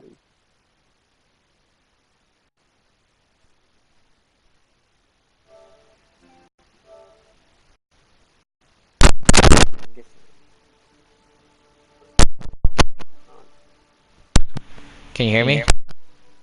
Yes. Yeah. Wait.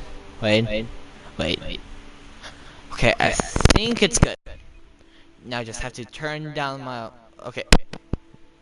I think that's good. Pink. Low. Medium. Hello? Can you hear me? Yes, you're good. Okay. It's really quiet. It's still quiet? It's kind of you're a lot quieter than you were before. Yeah, I had to, so it's something with my actual mic, not the connection to, not the, millimeter port or any of the other boxes, connections. It's a problem with, my mic itself. So if it's too straight, or it has to be at a perfect angle, so I just had to go through and actually adjust, the audio, because if I left it where it was, every time I was speaking, it was in the peak section. Have you ever tried fiddling around with that? Not Turning up and down? particularly. Yeah, What I all would you have to advise do doing. is just hold down your PS button. And it'll actually, or soften it without you making, like, any adjustments to the mic itself. Oh, now I see it. Yeah. What I would advise is you could always just get some new set of headphones. What headphones do you have right now? I don't want to say Turtle Beach, but I got them possibly last year for my birthday, which is something else I could ask my mom for my birthday.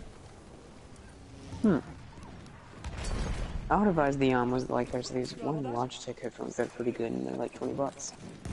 Yeah, Great bargain. thing. If I could find a headset that also had like a soundboard, so that I could manually change the pitch of my voice and make myself sound like a minion for almost every live stream. Like, see, I want to know like what those YouTubers use. Like, there are YouTubers who add like different effects, like add a huge echo effect, make their voice super high, and all this other stuff at the same time with like Well, you can presets. get free applications to do that to your voice fairly easily in certain Yeah, but see, I don't apps and stuff like that. see. I don't know what they're using. If I could figure out what they're using, then that would be a huge help. Because yes, I kind of want to try to get a little bit more advanced in my videos.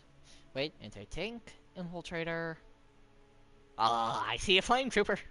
I see a flame trooper. Let me spawn. Let me spawn. Flame. Where's the flame? Where's my flame trooper? Flame trooper. Flame trooper. Flame trooper. That's my flame trooper. That's my flame trooper. Haha, yes. Now you'll hear me singing a lot But I was Burn talking Baby to Burn. you know Coach Cagle, how he's Yep. basically there's Coach Cagle is the guy who directs all the different video editing, and I talked to him when I was going to start my YouTube channel and asked him about different software. They said, what we're doing a new application, you don't need to be spending any money on it. You need to go and find a good, cheap, and preferably free software system and basically use that. And that's what I ended up doing. I use most of my filming on my phone, mainly because it has a really good camera. So that's one of the reasons I bought the Pixel 2 as the phone I have.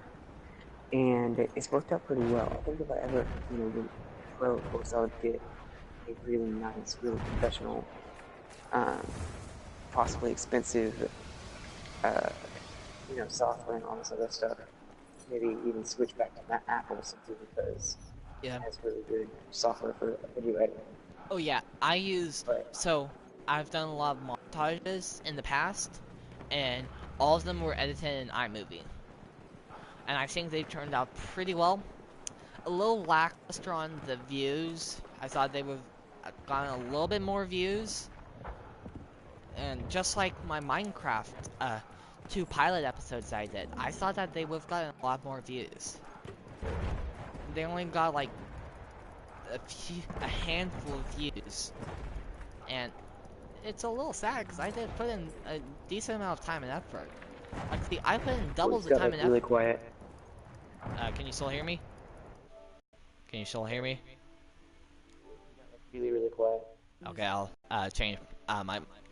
Let's see. Okay, that's better. Right? Did that stick? Did that stick? No, it didn't. That's too high. Right around here. There we go. A little bit, maybe a little bit too much frequent peaks, but it's still good. Can you still hear me? That's good. That's good right there. Okay. But so yeah, so my Minecraft, my few episodes I did in Minecraft, I saw that they would have done a little bit more better. Because, see, here's the thing. I put in more time in those videos than I did in this video. Quite literally, my montage videos take me roughly an hour of game capturing footage and an hour or so of actual, those are grenades, actual editing. My Minecraft series took me an hour or so for the 2 episodes, and I was doing it on the computer, which is technically, for video capturing, is a new battlefield for me.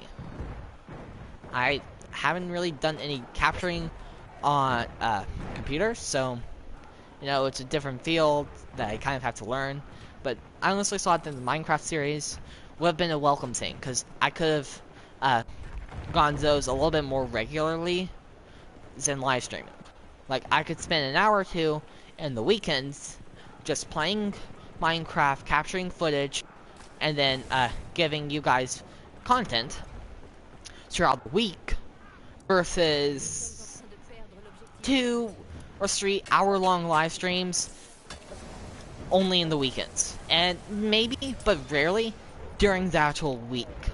Those guys are super rare because there's a lot of things that kind of have to go right in my day-to-day basis for me to actually do those midday live streams or day live streams. So I did honestly think it would be a little bit more appreciated, and it was. So, you know, YouTube is a very, very tricky place. I know yes, it's like, oh, you switch content? You know what? You're being very, very indecisive, and we're going to actually cut your how much we actually kind of promote your videos, because YouTube actually does that.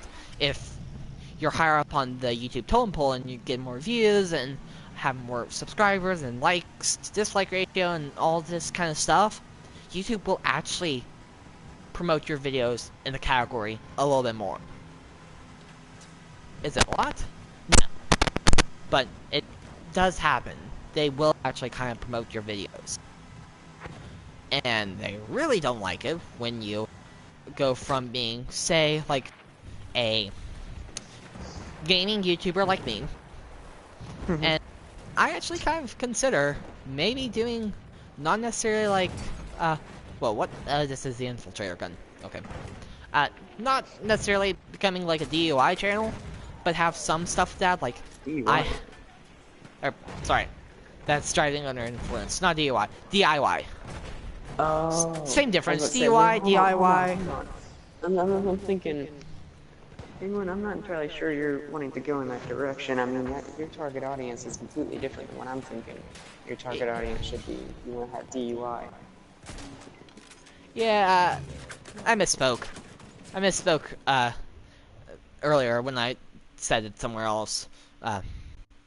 Most likely personally around the house. But so, basically, I kind of want to do some, like, building stuff. Like, I'm going to set up a foundry, so what if I try to do some stuff based around my foundry on my channel? Like, show me melting some stuff. Word of advice, I was planning on releasing a foundry video. In fact, I had one, and I still have the content of the video. It takes a very, very, very long time to edit, and a very long time to build. I actually made a metal castellated ring out of pewter. I saw your Instagram and your YouTube video on it. Basically, it took a very long time. There's just a lot of film and a lot of other stuff like that. So that's basically what I found as far as the metal foundry goes, is that it's going to be at least, I don't know, for like a full tutorial would be really long. Also, there are a handful of metal foundries that run on electricity that are actually extremely affordable, like Cabela's or Bass Pro Shop. Yeah. They might be the same price as building your own. Here's the thing, I already have, like, all the buckets. I have the buckets, pipes, and all the equipment I need for it. I'm just missing the plaster of Paris and the sand. But other than that, you should put it yourself. yeah. And here's the thing, I if I was truly wanting to do it even better, I would take some video guides of using steel wires and like like firestone bricks, and make an electric one. But here's the thing: that can go really bad really quickly, because electric plus something metal trying to get your metal out can cause, for one, let's say, shocking solution. Meaning, if you don't do it properly, and you touch the side, let's just say, it's gonna be like one of those cartoons where your hair goes on end. Yeah, so... I mean, electricity actually isn't that hard to deal with, but That's... it can be very dangerous. Also, yeah, I don't know, did I ever post that video about my hot wire cutter? No. Not to my knowledge. Basically, I built my own hot wire cutter out of some stuff based on Grant Thompson's hot wire cutter. Only today's a 4-minute hot wire cutter. It's like physics, it's a lot easier to build, and it takes you like 5 minutes. I haven't posted the video yet, it's still in the description. But basically, styrofoam casting is extremely hard. Like, I had no success with it whatsoever. I had to ditch styrofoam casting, and I actually used a form of green sand casting for my computer room. And as a result, it took a lot of filing as well.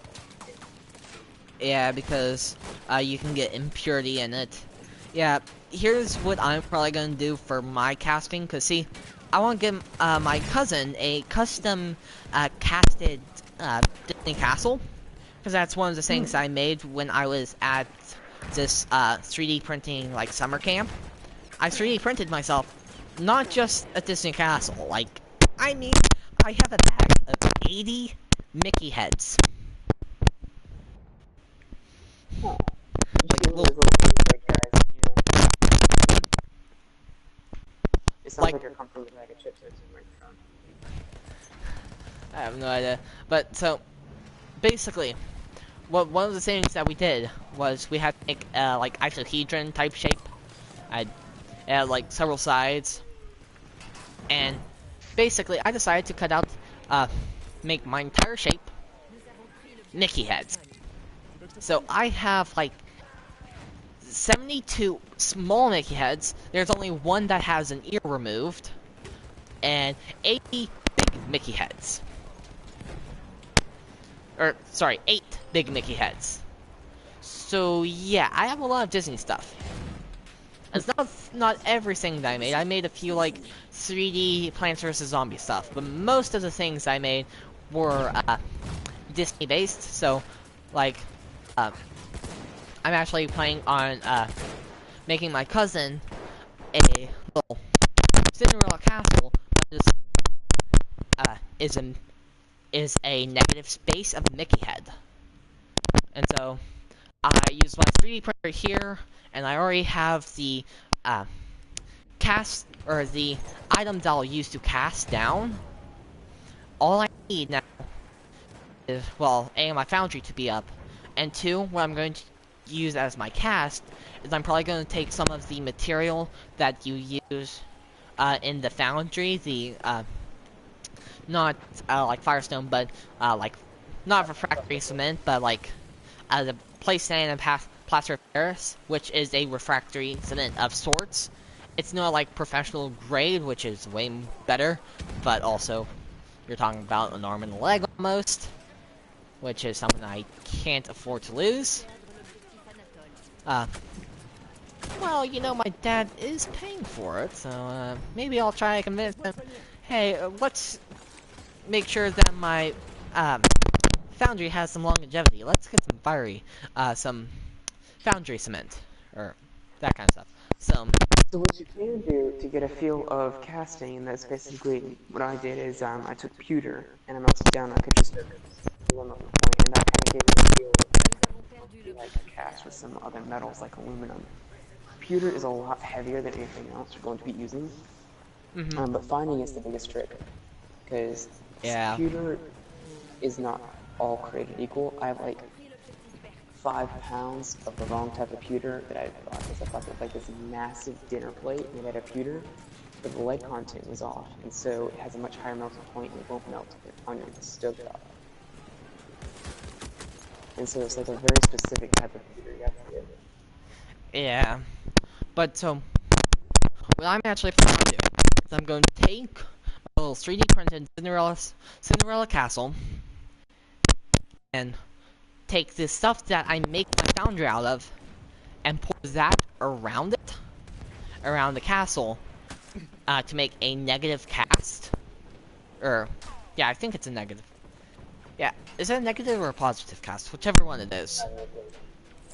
But I'm going to do that, and then I'm going to pour my metal into that. And then... Wait, hold on. Won't you just have like a cast made out of plaster Paris if you have... Alright, so hold on. So if you 3D print and it's hollow, and you pour it in the cast. No, the 3D print, well, it's only 15% hollow. But I'm not using the inside of it, I'm using the exterior side of it. And so taking the sides and pouring a kind of like sand plaster Paris solution around it.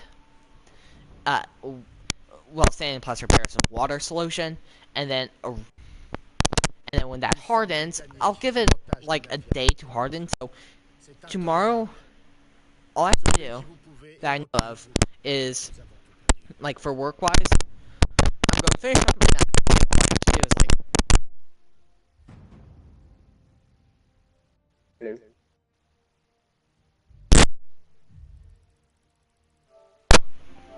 hello? Hello? Okay.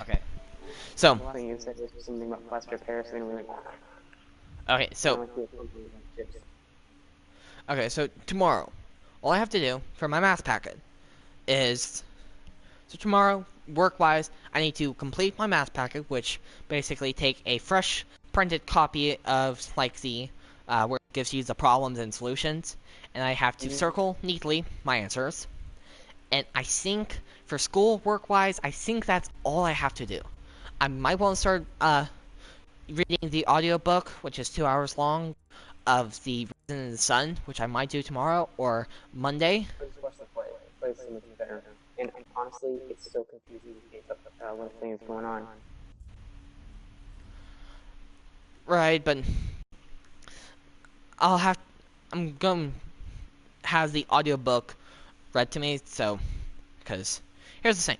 I had to read The Murder on the Orient Express, which is like 300-ish pages, which for an average person might be, okay, that's a little bit long-ish, whatever. But me, I cannot read to save my life. Pretty much. I can't read. I can read, but I can't comprehend well. Basically, dyslexia. Thank you, dyslexia. Also, thank you, dyslexia, for giving me excuse to everything. You're my best friend.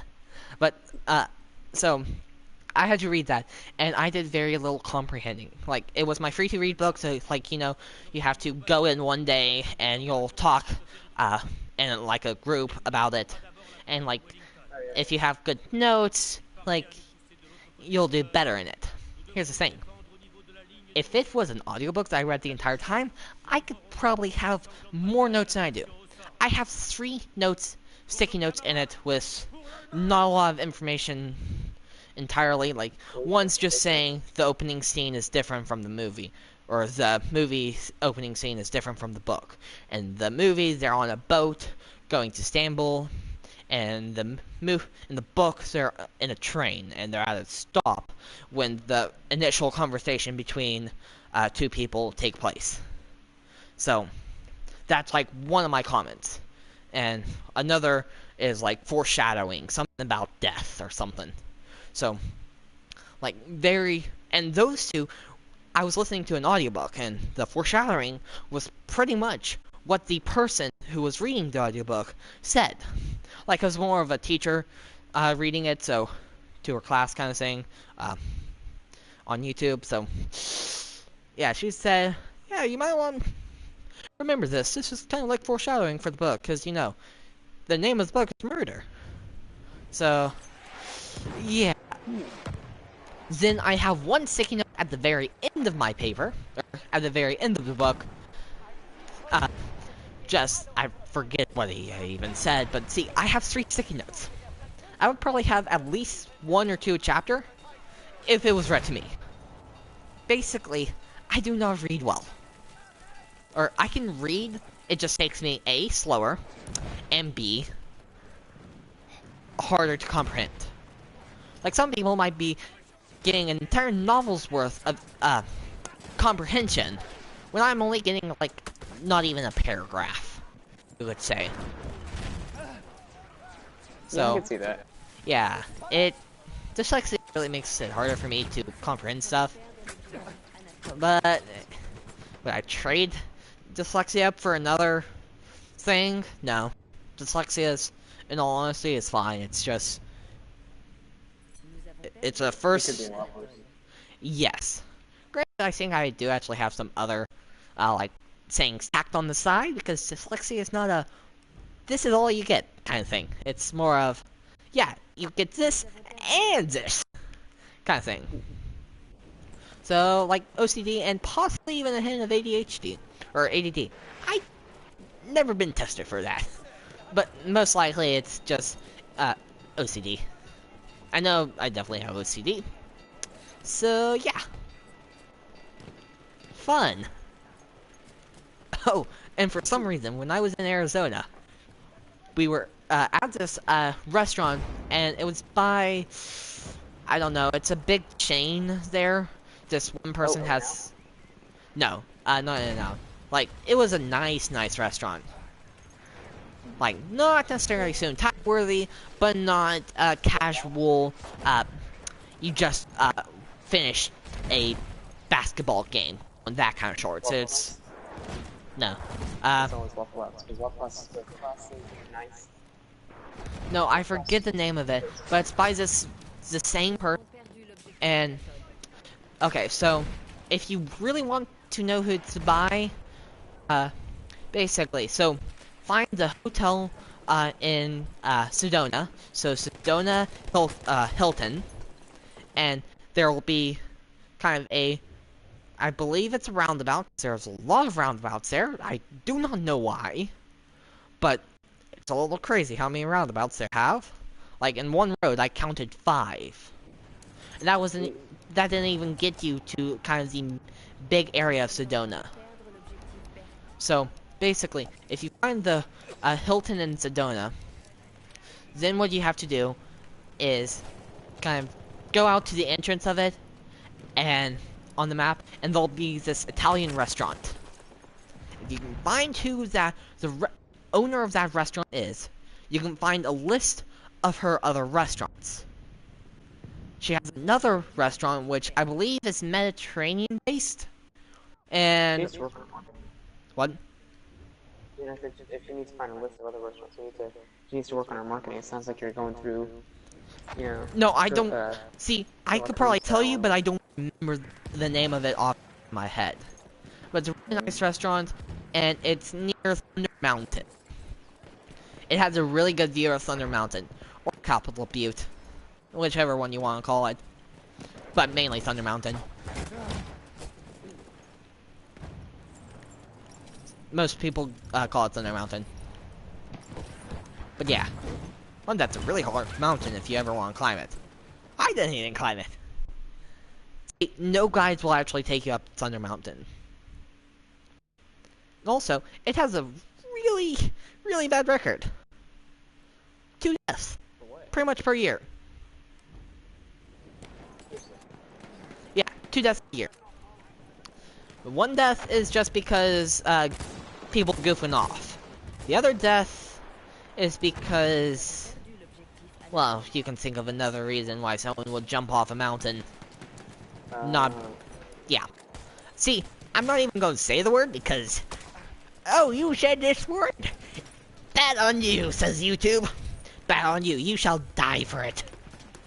Yeah, No more monetization ever. See, YouTube is really hard. You even say a word, and they can, like, murder your, scores. Or monetization. Probably even saying murder in the sense of monetization will lose your monetization bucks, even though I'm not monetized. Which, yeah, have you noticed that the monetization requirements have gone up even more? Before, it was just, you have a channel, we'll review you, you get monetized kind of thing. Now, it was like, oh, have like 1,000 subscribers, or like 10,000, no, it was 10,000 views global on your channel. So any video, just 10,000 views in total. What? What if it was local, not global? Well, Would it matter as... But when I say global, I mean, like, as of all your, like, you don't have to have 10,000 views on one specific video. It's just that it used to be that your entire channel had to have a sum of 10,000 views. Then, I don't know if it increased since, in between then and now, but now it's 40 watched, or 4,000 something like watched hours, and like 1,000 subscribers. And do you know how much subscriber growth I've had lately? Well, according to YouTube statistics, only one this past 28-day cycle. But I actually have gotten more since like this year. Since the year started, I was like at 27. Now I'm like 34, I believe. So I have had a growth of subscribers. But see, here's the thing. Eventually, when you're on YouTube, you'll start to have a snowball effect. And part of it is just going through the insanity that is YouTube. And I quite mean that literally. Doing the same thing, pretty much almost expecting different results. And I know that kind of almost seems counterintuitive, but in YouTube, they don't like it if you change, like, from a gaming YouTuber to a vlogging YouTuber to a DIY YouTuber to blah blah blah blah blah YouTuber. From yeah, I can see that. So they kind of slow, like, if you are on a roll and then you start changing, they're like, you're being indecisive, we'll slow you down until you settle it out, kind of thing, almost. So it's like, I feel like YouTube has gotten less focused on the creators and more just on the content. And like, see, it was since Adpocalypse, it has gone down even worse. And see, here's the thing: do I expect to make a profit on YouTube? No. Would I like to say that? Yeah, I can make like $1 every 5 videos. Yeah, because here's the thing: right now, $1 every 5 videos would be more than I'm getting in a year. Well, actually, sorry, not a year, because actually, would it? No. Well, if you're making no money whatsoever on YouTube. Yeah, I'm making $0 on YouTube now, and I don't have a job. So, of course, I could always, you know, I could always get a job personally, but really, my source of income is birthdays, Christmas, and like Easter. Those are millennials always. Just those are the times. When are you gonna go out and get a job? Yeah, but here's the thing. See, I have an excuse. I'm brutally injured. I'm in recovery, workers' comp. Yeah. But see, you know, you. Yeah, I would like to try to make a profit on YouTube, even if it's just a few dollars. A few dollars would be more than I'm getting now, and you know what? It would be a start, and YouTube would actually probably help. Once you're monetized, I think they do also kind of help, like, promote your videos. Because here's the thing, if you're monetized, you're going to be getting more, like, ads on your channel, which YouTube pays the ad companies, or the ad companies pay YouTube a lot, and then YouTube pays you a little bit for each ad on your video. So, like, say I have an hour-long live stream, which this live stream is a little bit more than an hour, but say every 10 minutes I had an ad. That would be, I would only get brutal. Yeah, brutal for the watcher, but you know, I would get money from it, but that doesn't happen, you know. But so I would be getting. No, but there are still ads on it. on your channel sometimes, even if it's not an actual advertisement that you're forced to watch, they have ads below it. Like, it's for some reason they keep wanting to suggest these RC car kits, like where you build your own RC car for Like, whatever. I wait, don't know you what. mean like underneath the description, kind of like top recommended video kind of thing? No. It's like basically it's an ad from some sort of online company that wants to sell me RC cars. So wait, like before So my video starts, it's like a skippable ad? no, it's like a really good video that has this bar where it's like it's it's basically I don't know how to describe it. No, just It's something that's new. okay. I just want to know where it's appearing. It's printed below, so basically Okay, you have so a video that's that you're actually watching, and then you have and then the you name have of the like video on the suggested left. videos below. Okay, so yeah, that's kind of normal for like ads to pop up below a video, but like when they're in your actual video, like at the beginning, end, or middle, that is when the YouTuber gets paid. When it's in the suggested videos, then you don't get paid for that. But see, I wish I could get paid on YouTube, and I'm trying. It's hard. I know I've taken a hiatus, but it still is hard to grow on YouTube. And, like, I mean, it's really difficult. You know what I mean, because, Oh yeah, I get it. like, It's see, not here's the easy thing. whatsoever. If I were... See, here's the thing. If I could get more subscribers, that means a higher chance of views, stream. And I know that some people will probably say, well, if you're just gonna be streaming, then why not do Twitch, where you can get donations?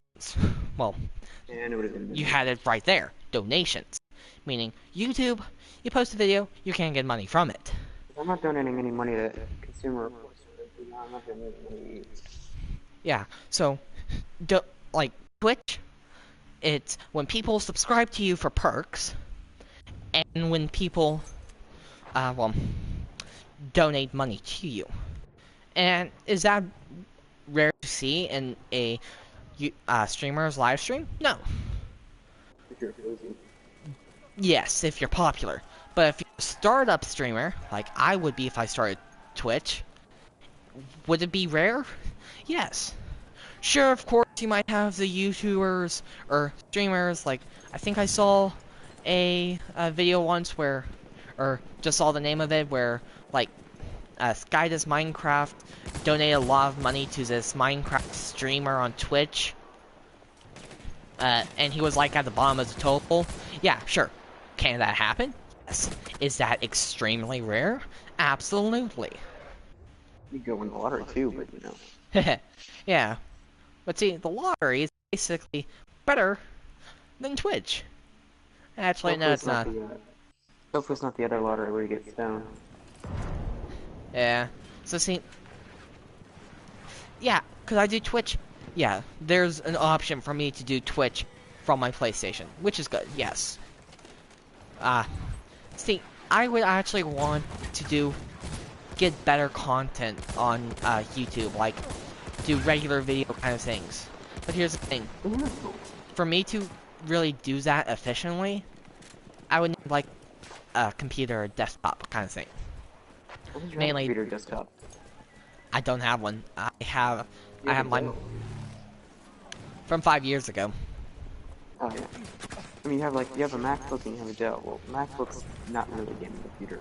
Yeah, it's not a gaming computer, and my Mac is the only thing I do on my Mac is really school, and like I've edited a few videos and I've done Minecraft live stream and two Minecraft episodes, and I've mentioned that those guys got way under as many views as I would think that they would get. See, I was thinking that they could possibly get like maybe 10, 13 views, which is how many views I've gotten on like some of my montages.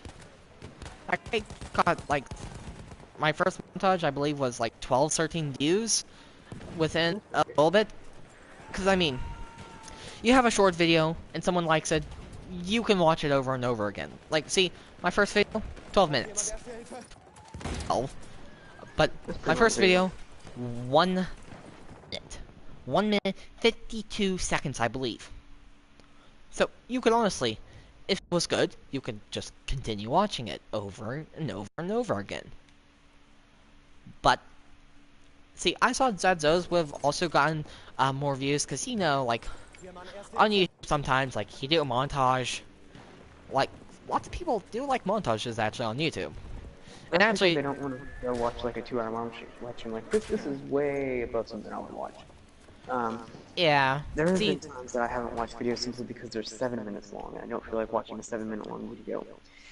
However, everybody can watch a 5 minute long, 3 minute long video, and yep, have a bunch of really small bite-sized pieces. And we're more likely to watch them. And I feel like that's where your key is. You take the coolest stuff that's happened. Like remember that one time that I got second place on on one of your live streams or whatever? It was super cool. Take one of those out, or have a special video. Like let's say you're gonna try and beat whatsoever. Now that'd be something cool to watch, and make it like 5 minutes long or shorter. Then yeah, people would watch it. yeah, here's the thing. I've been, like, the other year, I was thinking for kind of like a new year saying I take, like, my greatest hits from... But here's the thing. How do I even start about that? Like, how do I even get... First off, how do I even get my live stream from live streams, videos on the site, to videos in my hand, kind of thing, that I can hold in my own, like, hard drive kind of thing, so that I then can edit those guys down. I didn't even know how to do that. I still don't even know. Editing, I know how to do that easily. That's not that hard. I just, and like, what would be even easier for me is to have like, viewer suggested like, oh, this was a really cool time that you did this kind of thing. Like, one of the people at our school who did archery, when we were both in 9th grade, Allie, Yeah, I remember. she's watched several of my live streams, and she, a while back, she said that she was going to have like a Penguin quote book kind of thing.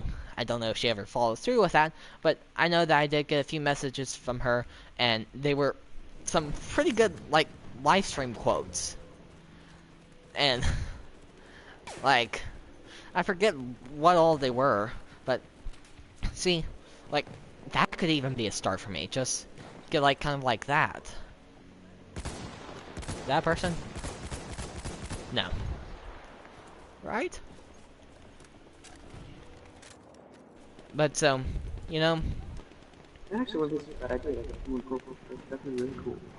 Just have all the best friends. Hey, that's what you should do at like the end of each year.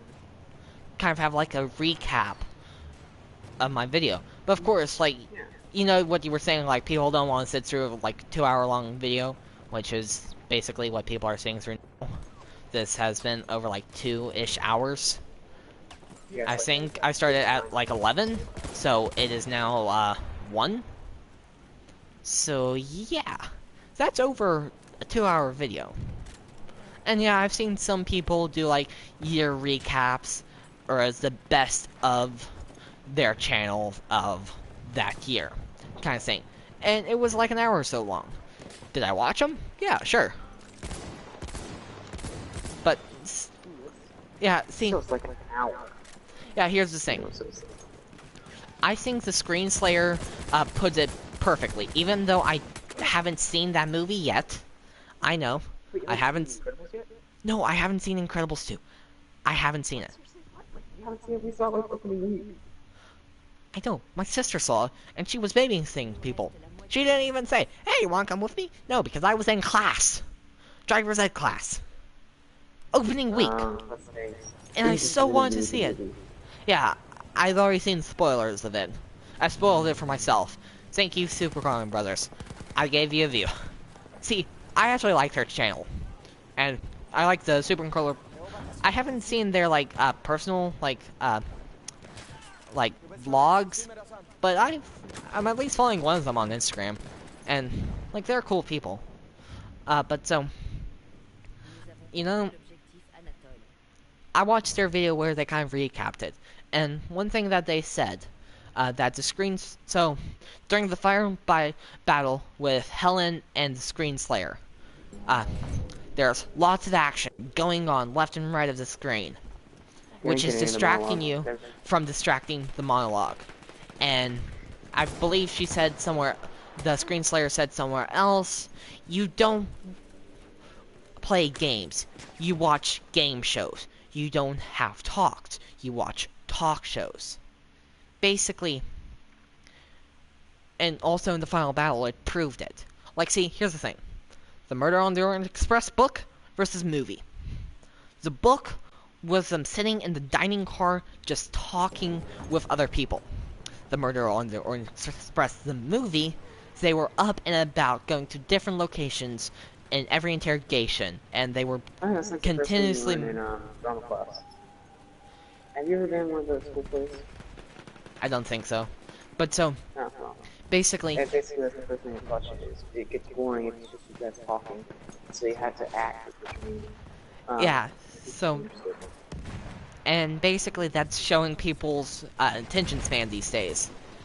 Basically, if you don't have something cool happening, people might not watch. Basically, that's also why people are deterred from watching long videos. They say, oh, it's gonna be an hour. Oh, look at this. I can watch several 3-minute videos. I can watch like 80 of these 3-minute videos for the time of this one person's video, who I do not know if it would be good or not content. Probably, and it's probably not. See, here's the thing. I admit it.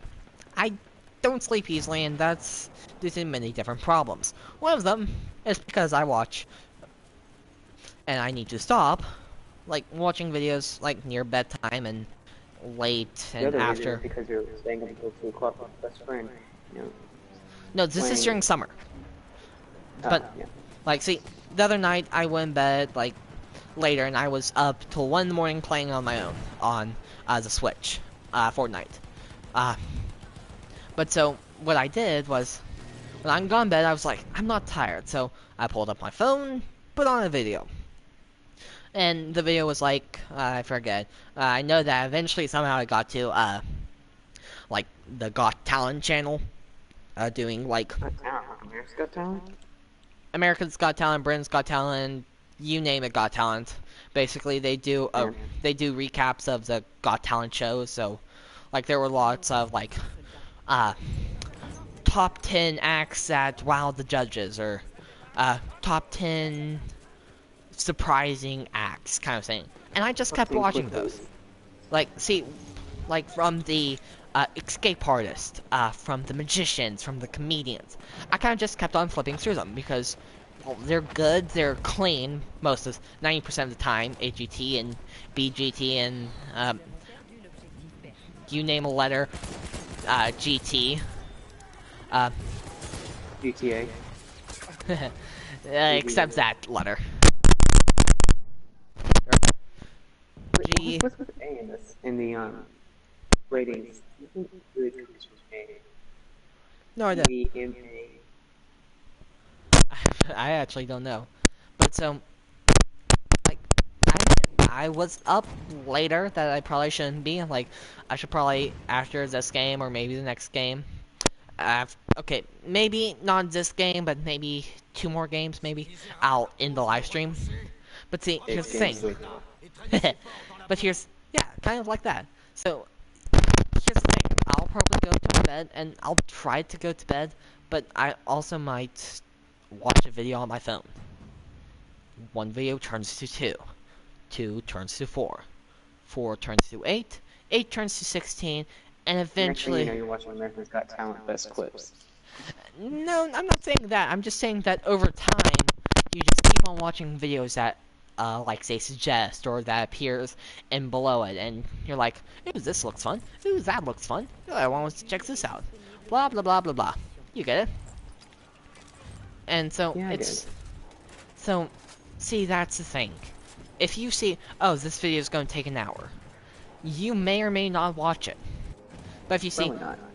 But see, here's the thing. If it's a shorter video, like kind of those top 10 Got Talent videos, you'll watch it, And then you're like, oh, that was good. I want to see what else they have. Oh, that's a short video. Oh, I'll watch that. Oh, they have another one? Ooh, let me watch that. It kind of just keeps on going over and over again. Who wants to take the time of watching one long video when you can watch multiple short videos? Kind of deal. Which, definitely, I'm not the best at, like, doing YouTube and stuff. Like, if I were to really think and really want to capitalize on that, I would do lots of short videos. But here's the thing. I'm also a kid, and I also have this thing. It's called kind of a little bit of laziness. And with kind of a little bit of laziness, it's like, oh, why put in several hours work making the video, to doing several hours of live streaming where, boom, after it's all said and done, it is its own video. And I get to talk and have fun while playing games on the live stream where I can hopefully run into some kind souls who will be on my videos and actually talk with me. Like, see, here's the thing. Yeah. If you weren't here, Sometimes. I probably would have stopped several games ago. But you're here, and so I get to talk with you. See, some live streams I'm not that fortunate. So, lately, I have been good because I have, I believe, a subscriber named Eric, who I don't think's in my chat anymore, but is most live streams in my chat, at least for a little bit. And so, thank you, Eric, for viewing my live streams when you do. It really actually helps me. British. What? Sounds like he's British. Eric is always a British name. Eric, like Flores, I believe?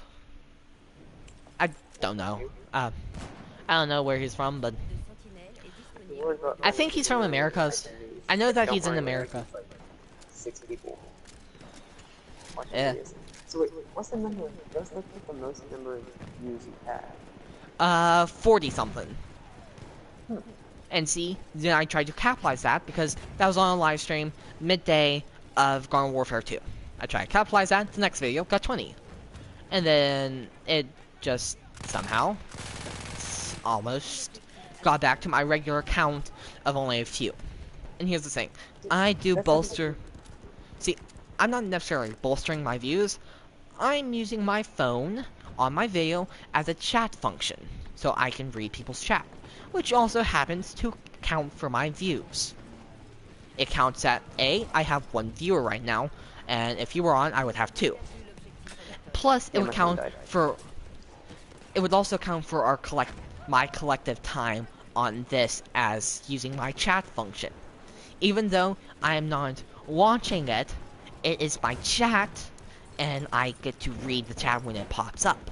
So even though it is myself, it still counts for a view and watch time. Technically, yes, but see, I only really watch them during the live stream for chats. I don't go back post video, except for maybe like my montages. Those are good, and I do like watching them sometimes. I don't watch them often, but so those I do revisit and watch myself, and kind of like that.